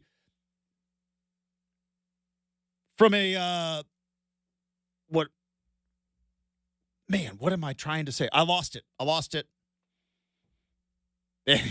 Spectator sport. There it is. From a spectator sport. I knew I would get it. Boy, every once in a while, the old mind just goes, it's like a cramp. Like they say brain cramp. It's like a cramp in your leg. Like there it is. There's a lot of people, and they should be, celebrating the fact that women's basketball in college women's basketball is outrating men's basketball. But there's one reason. It's a better product? Caitlin Clark. I think it's I think it's subjective, right? Not for me. I've never been one of those, it exists. If you want to watch it, great. Not for me. Not my thing. But Caitlin Clark is, we know who she is. We've known who she was for Angel Reese. I know who she is. You want to know why? Because they're one and done is not a status symbol in women's college basketball. It is in men's college basketball. If you stay for more than a year, Brenden, you're failing. You're underachieving. Bronny. Yeah, but that's true. Okay, you bring up Bronny, and that's a very good point. I'm glad you brought it up. He should play 3 years of college basketball. Probably. And maybe he will be, after 3 years, a good rotation player in the NBA. But because the one and done is such a status symbol, is not going to allow that to happen. Right. And some team will take a stretch pick because of LeBron and all of that. But once it became a status symbol, once it became like, if you are not one and done, right, it rhymes, it's a cool phrase. I'm a one and done guy. And once you're going to stay for your sophomore year, what happened? What's wrong? Why aren't you going to the NBA? And so then guys decide, well, if I'm not one and done to the NBA, it's coach's fault, it's team's fault, I'm transferring, and I'm doing a thing. That's players moving is what I just did there with the whistle. And all of that led to, we don't know who these dudes are. We'll figure it out in March. You don't have stars in college basketball anymore. You do in women's basketball because they got to stay for 3 years. They don't have to. It's more beneficial. Right. But in men's college basketball, if you're not out after a year, well, what happened? What's wrong with you? Anyways. Yeah. Oh, yeah. No, I think it goes back to about the last 10 years because I think it started with Kelsey Plum. I think it started with Sabrina Ionescu. Yeah, and how long did Sabrina play at Oregon? 4 years. 4 years. Because, and again, and was the best player in the sport. And that's the biggest problem. Well, it's not even a problem. I think it's great. It's what's great in making women's college basketball great. But it's showcasing what's wrong with men's basketball. Is that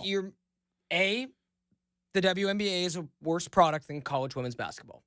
You can make the claim let me say this. I am now officially over my skis, okay? Because I don't watch the WNBA. I just think women's is a better product. Is it a better product though? Like, do you what makes it a better product in your opinion? Like all those things that we just talked about. I'm just going to say I'm out over my skis. All those things that we just talked about with Joel, I mean, again, I can't say I've Is it watched a more entertaining product? Because I don't know if it's a better product. I can't imagine entertaining. The best team in the NCAA would not win a 7-game series against the worst team in the WNBA. No. But you're saying better in terms of watchability. It just the pomp, the circumstance. Packed the arenas, bands, the packed cheerleaders. arenas. College. Atmosphere. Yeah, atmosphere is a big part of it too, and. As someone who, 10 years ago was kind of, starting to do women's basketball when it was starting to become popular, I've seen this sport explode over the last 10 years. And like I said, Sabrina Ionescu's a big reason why. Caitlin Clark's a big reason why. Kelsey Plum and numerous others the last few years as well that I'm not naming. But you're right. Staying for multiple years, people know who Caitlin Clark is because she's been there by the way, she's going to enter the draft, but she could come back for another year. She could come back for a fifth year. So all that to say, like, I think it's about knowing, and like you said, men's college basketball has no culture right now, except for the month of March. Except for March Madness, yeah. Which, that's never going to go away, but you now learn about all those players in that instead of being like, oh, yeah, I'm riding for Duke this year because I've known this dude, and this dude who have been there for 3-4 years. All right, let me ask you this. I don't believe it's going to happen, but what if, like, let's say I get elected sports czar, and I get to make all the rules. And you go, all right, there are now more paths to the NBA than there ever have been before, right? There's Overtime Elite. There is G League. There's overseas. Didn't, LaMelo played, like, in Australia, right? Or, like, Lithuania or something.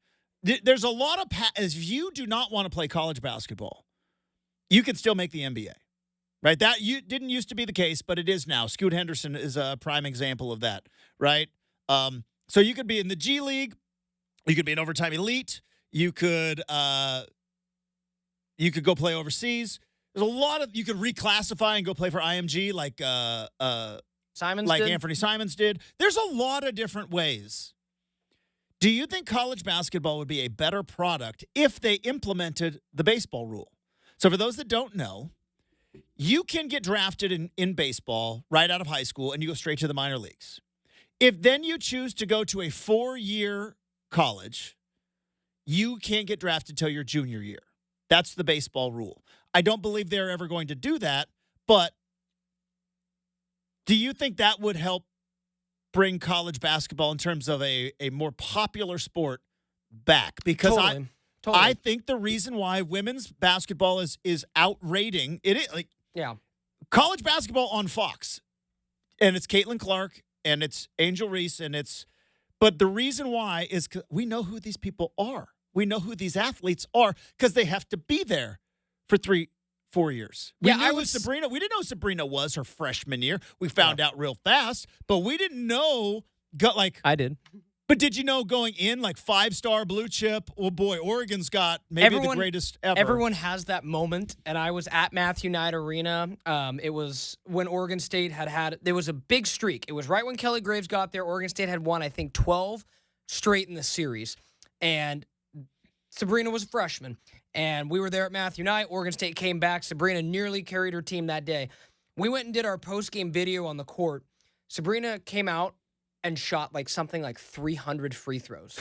And I remember looking at my broadcasters that night being like, obviously not but we're like, okay, that girl's going to be special kind of a thing. And, it's... But I think she became a household name because junior year, all these triple doubles, and then they went to the Final Four. And then that next year... Should have won an Natty. They were on their way, and then obviously a virus came and derailed it. But yes, I think the same thing with I have a good friend who runs a bar in Minnesota, in Minneapolis. There you go.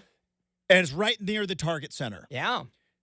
Big Ten women's tournament's going on right now. He's like, it's packed. Yeah. He's like, it is packed. Yeah. Not just Iowa fans, but just all the Big Ten fans are there. And you can't tell me it's not because of Caitlin Clark. Right. Because we all know who she is. Yeah. Where we don't. Zach Edey is like the only guy outside of Oregon who I know. And that dude Love for Arizona because he lights up Oregon every time they play. Not wrong. Is it Caleb Love, I think? Yeah. I mean. That dude. But, you know what I mean? Like, national college basketball player. Who's got men's? Who's the biggest? Is it Zach Edey? Maybe the biggest name? Probably. Because he's been at Purdue for 4 years? Maybe Isaiah Collier because he was so connected to Bronny and USC and is expected. But even that, not really. But to answer your question, I've always thought that the baseball model is the truest sense of fairness. It gives you the chance if you're good enough to go out of high school, right? And there was every year. But there's a real big asterisk, and I'm going to let you finish. But sure. And you can go out of high school and, every year it's song as old as time, story as old as rhyme. And, or did I just get that backwards? Did I get it backwards? Yeah. Where, Oregon State signs some of the best baseball classes every year. And every year there's 2 to 3 guys who get taken right out of high school and don't go. Yeah. And I think that it's, like Joel said, it's never realistic in today's world. But if it did, I think it would make college basketball awesome because you'd allow the guys like, trying to think who, like, the Shaden Sharps, the Karl Anthony Townses, the Cade Cunninghams to be like, Anthony Edwards, to be like, yeah, college really isn't for me. I'm going to go out of it, and some guys would still bust. But then if you say, hey, you're coming to college, but you're going to be here through your junior year, I think you could still transfer if it's not great, which guys can. Everybody's going to transfer, yeah. But I think he's right. But if there was not an existence of a one and done, because again, beware of status symbols. Because players became a status. It became a status. And the other thing for years and years and years that people forgot was like, oh, well, why do they do it in baseball? It's like, baseball's minor leagues. You get drafted out of high school, you spend 2 years in the minors, like Adley came right out of Oregon State. But like you can get drafted right out of high school, you spend 2 years in the minors, not in the limelight, then you're in the big leagues. Guess what? There's your college. Well, they didn't have that in the NBA, and too many kids came in straight from high school playing NBA basketball, and they weren't ready. All right, we got Make or Miss. That's coming up. We also got the RCM mailbag, but a special 8 o'clock hour edition of Make or Miss is next, 620 Rip City Radio.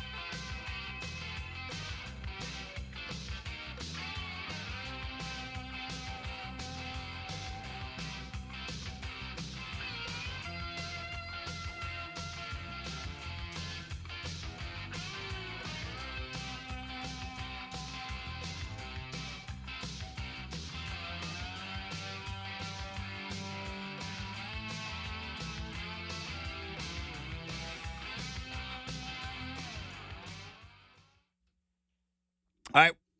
Coming up. Oh, there we are. Coming up, we've got the RCM mailbag. We've also got OSAA state championship. We got girls basketball today. Elimination game. Yep, got girls basketball on deck. We're going to have we got? Southbridge and Jefferson right after Justin and I finish up the mailbag. You got the Jefferson Demos. And then what's South? Are they the Hawks, like the Battle Hawks or something? I think the Hawks. Are they this?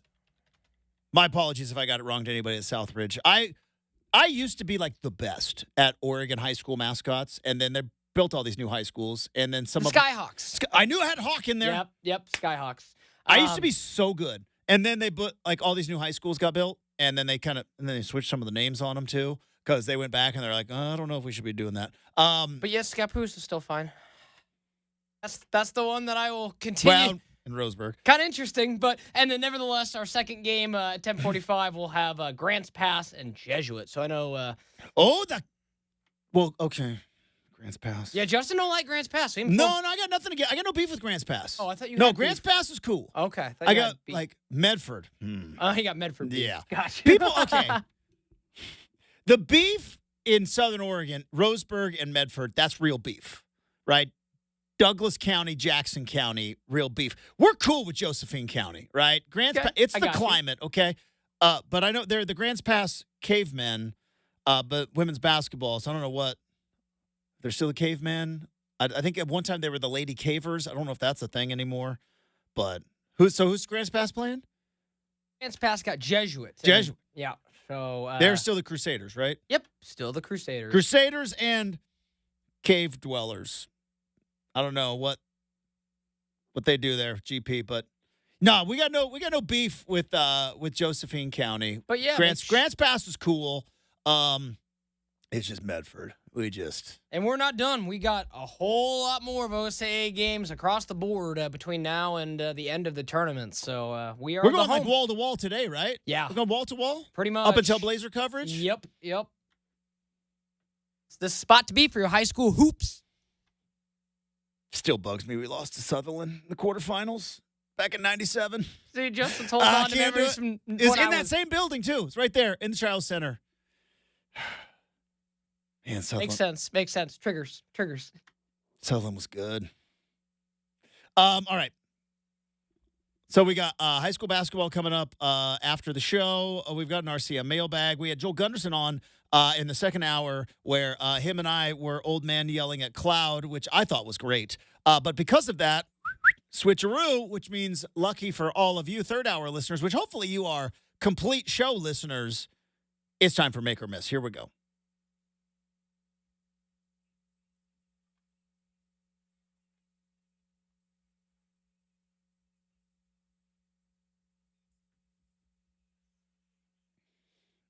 We've talked about this before.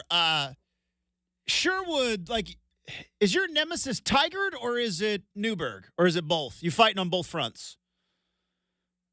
I'm the wrong person to ask because when I was in high school, we were 5A, and it was Wilsonville. The Wildcats. And it was, what's that old saying? Blood and water kind of a thing? Oil and water. Oil and water, thank you. And it was like, yeah. They say blood is thicker than water, yes. Which I think is what you were combining there. Yeah, it's oil and water don't mix. And then some people say vinegar and oil, but that actually makes a delicious salad dressing. Well, there you go. But yes, so it was Wilsonville. Like 3 phrases all with oil in it. And, I played, high school sports, and I remember when we played. So it's Wilsonville. When we played Wilsonville, it was like silent bus ride over, like serious. Let's think about this. Yeah, serious. Yeah. So now that was the worst too. Can I tell you, when I was a kid, this is the way my brain works. I used to get so annoyed.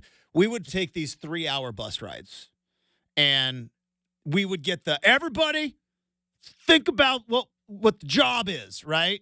And in my brain, I was like, if we were playing a home game, we'd be at home playing video games right now or watching Saved by the Bell, not thinking about the game at all. And we're really good at home.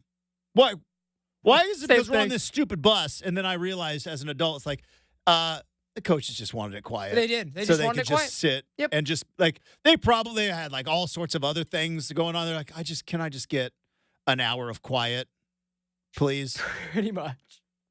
But I was just wondering, maybe not, because obviously like I grew up in Winston. We had multiple high school rivals, but like we're attached at the hip to Roseburg. We don't like to admit it. That's why I got beef with Medford. Yeah. I'm just wondering, like, as a municipality, who's Sherwood's beef? Probably. Is it like, oh, you live there, you're from Tigard? You're like, we are not from Tigard. Yeah, probably. I know that, like, just talking to my brother, like, Tualatin's been really good recently in a lot of different things. But I'm saying as a city, like, you know what I mean? Like, oh, no. We are Sherwood proper. Don't you dare. There's a big level of difference between Sherwood and Newburgh, and we consistently look down at Newburgh. That's it. See, there it is. Yeah. Found it. I knew I'd find it. Yeah, probably Newburgh. Is there still 6A? Maybe even McMinnville. Yeah, they got Nabbies and you don't. But yeah, Sherwood has a big-time superiority complex. Like, that's nothing new. But, yeah, let's go ahead All right, make or miss. Open up make or miss before my folks at Sherwood come after me, Justin, and say, what are you saying about the Bowman? Yeah, I was in Tualatin last week. There you go. Yeah. Went and watched the 12th Timberwolves, baby. Yeah. It was right down to the wire, too. Down to the wire. West Salem Titans almost pulled it off. But your brother's squad, yeah, right? my brother's team. Yeah. Because I'm like, Justin probably isn't randomly just going to a high school basketball. No, I don't randomly go to high school games. Yeah, I go when my family's involved. Yeah, totally understandable. Tualatin seemed nice. But yeah, let's go ahead and open up make or miss today, Justin. Something a little bit random that we wouldn't talk about otherwise, but something that you and I complained about quite a bit a couple weeks ago. But I think it's worth mentioning. Justin, Rick Pitino's complaining actually worked. So since that rant, they have gone on to win 4 in a row. Yeah. And as I read Joe Lunardi's latest bracketology last night, they're on the bubble again after you and I had this long conversation, and Rick Pitino was like, yeah, he's cooked. And, hey, again, I'm not like we're the biggest St. John's Red Storm fans out here, but I do like to say that people forget. He's a coach with 2 active national championships. I don't think there are too many others. The recruiting stuff aside, right? Because, boy, if you really want to do a deep dive into Rick Pitino recruiting stuff, it gets dark fast. There's some stuff there.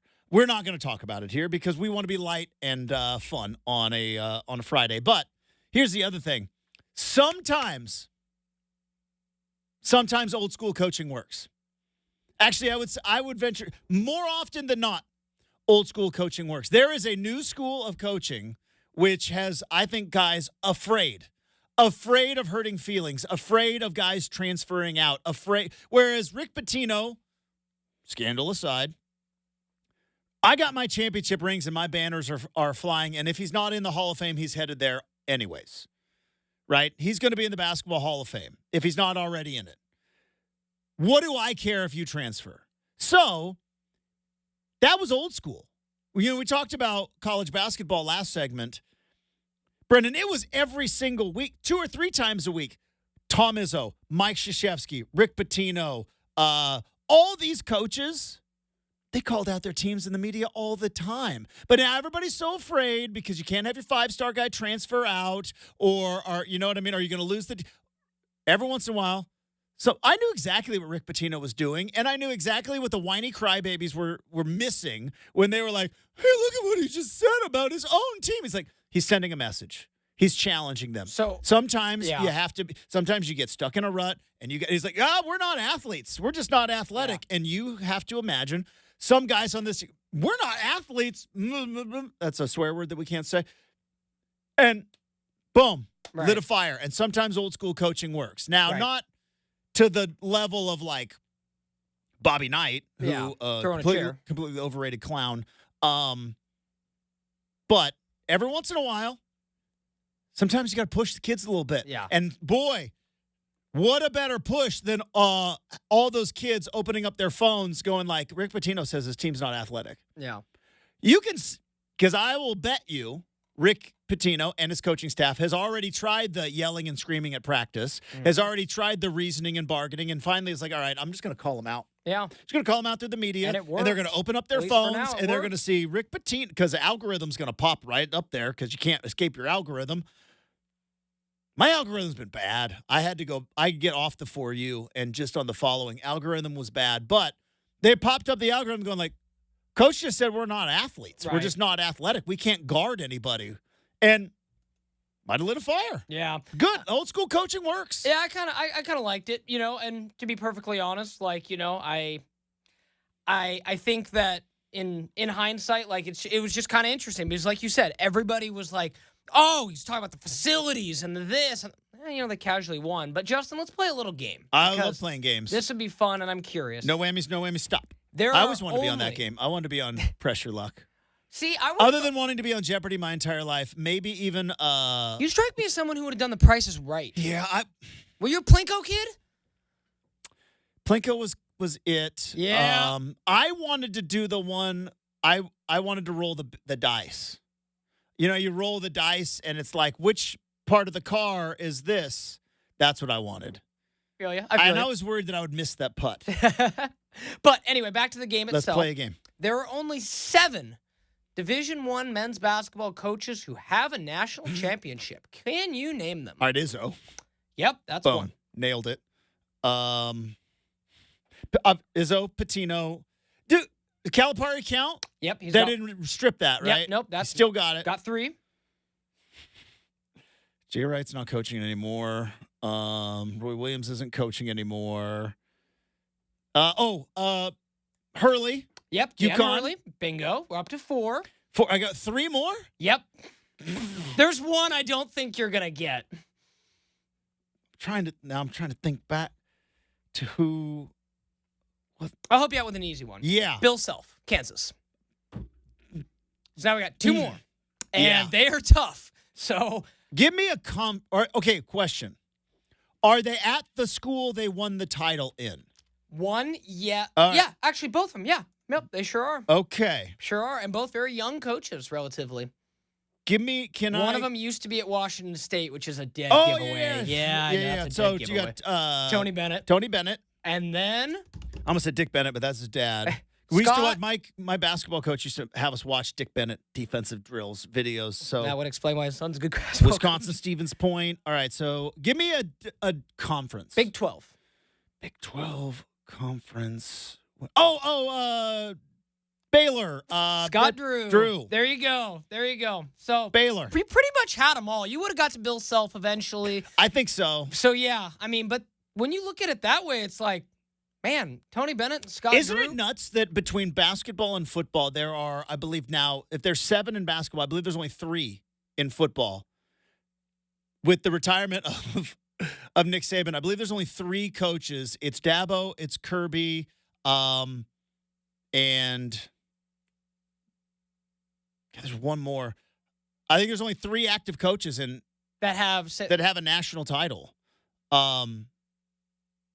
In college football, like Dabo, Kirby. Who else has got a national? Mac Brown. And Mac Brown. And you're missing Harbaugh. Harbaugh's not in college football anymore. But for a brief moment. I'm just saying, but currently, right now.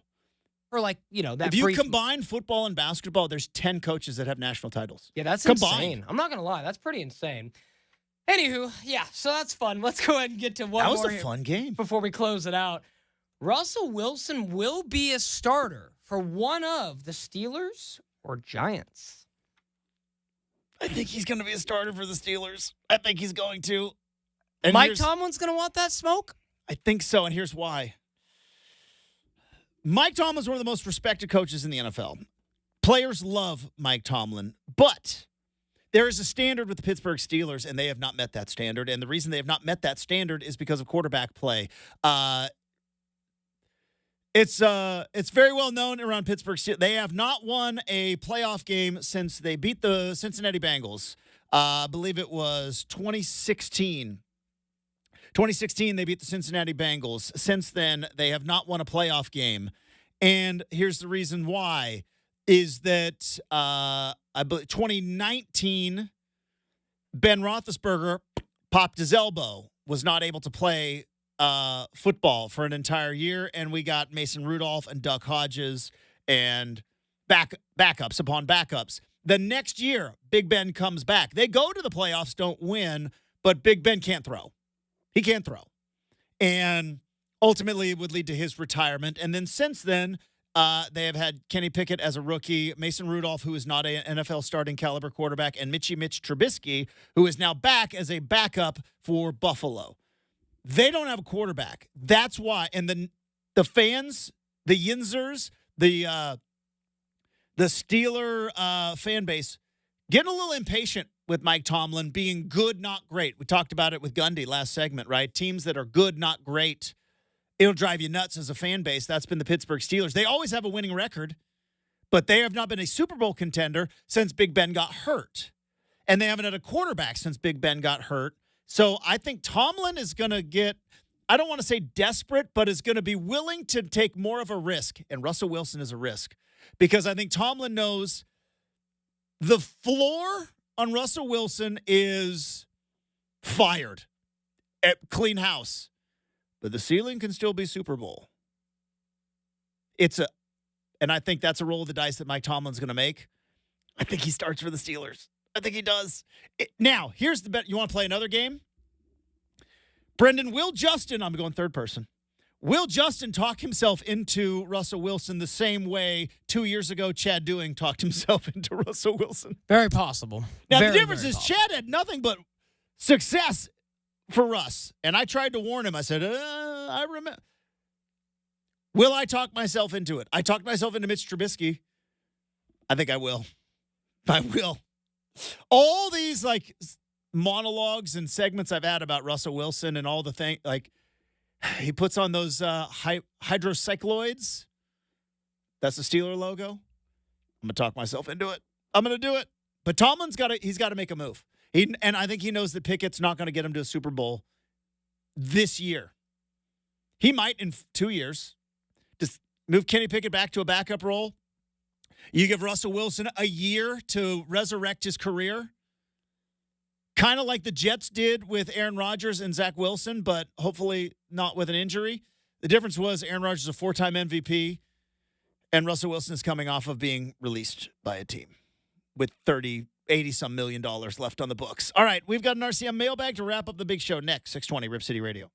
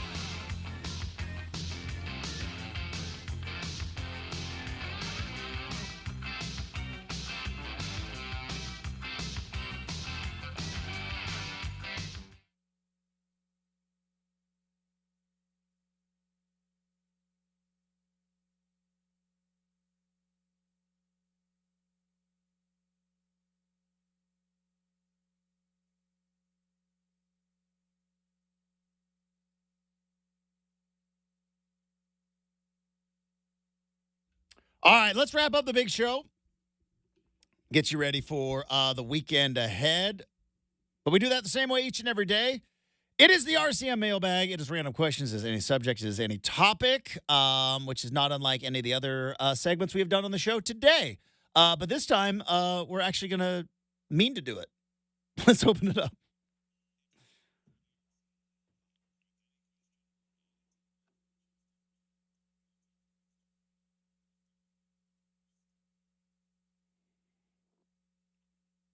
All right, Justin, firing up the big mailbag today. Let's see. What outfit did you wear growing up that you'd be mortified if you saw yourself today? Oh boy. I got a lot of them. Let's start off with look, I've said this a couple of times.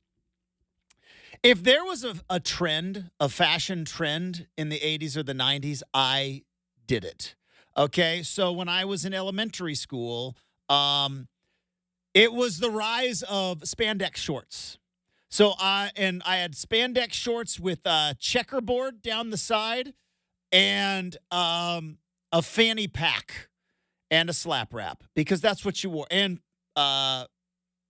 friendship bracelets, all like male, female, we all friendship bracelets were it. So that would be my elementary school one. Middle school, lot of hypercolor, cross colors. Wore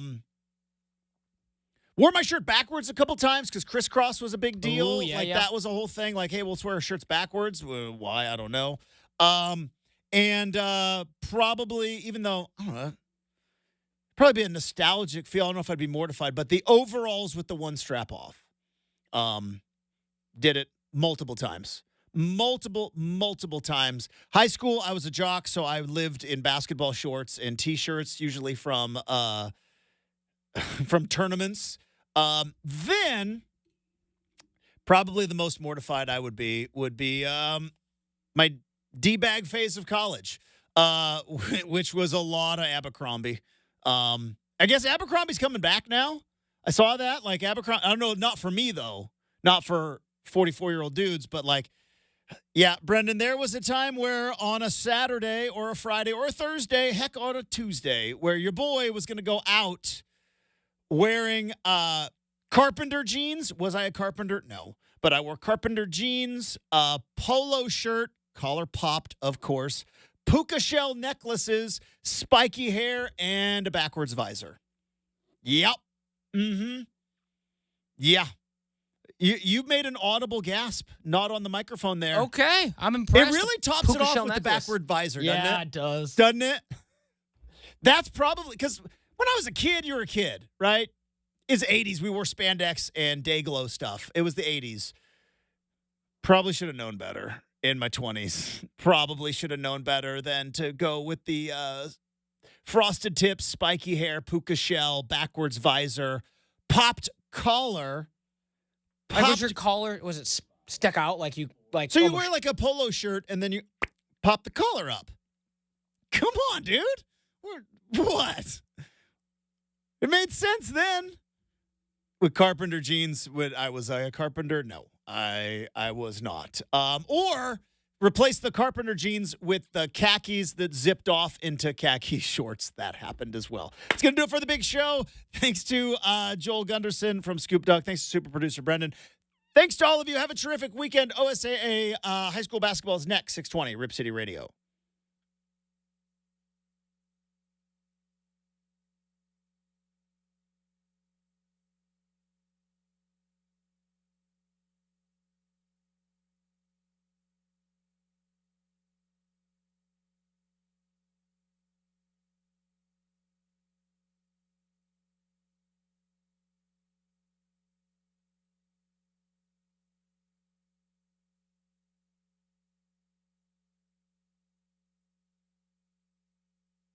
Welcome to this broadcast of an OSAA On Point Community Credit Union State Championship event. Serving more than 539,000 members, On Point Community Credit Union is the largest locally headquartered credit union and is the proud title sponsor of OSAA State Championships. Your local Toyota dealers are proud to support the OSAA Toyota Let's Go Places.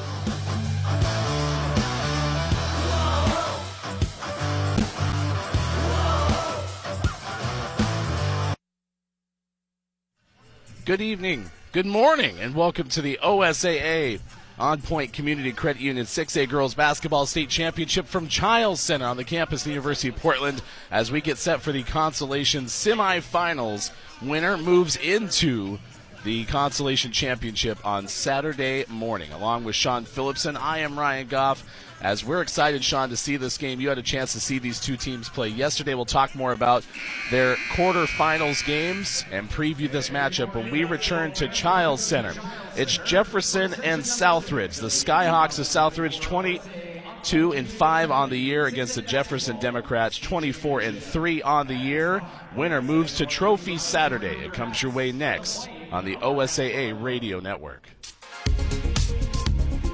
This is Peter Weber, Executive Director of the Oregon School Activities Association. Participating in high school activities helps prepare students for success, both now and in their future endeavors. Along with our 294 member high schools and title sponsor On Point Community Credit Union, we'd like to recognize and thank you for your continued support of Oregon high school students. Now, sit back, relax, and enjoy another memorable OSAA high school event. What's stopping you from going to school and learning new things? Or buying an old car to make it new again? Do you dream about building a business, exploring new places, or even buying your very first home? Whatever you're trying to do, On Point Community Credit Union can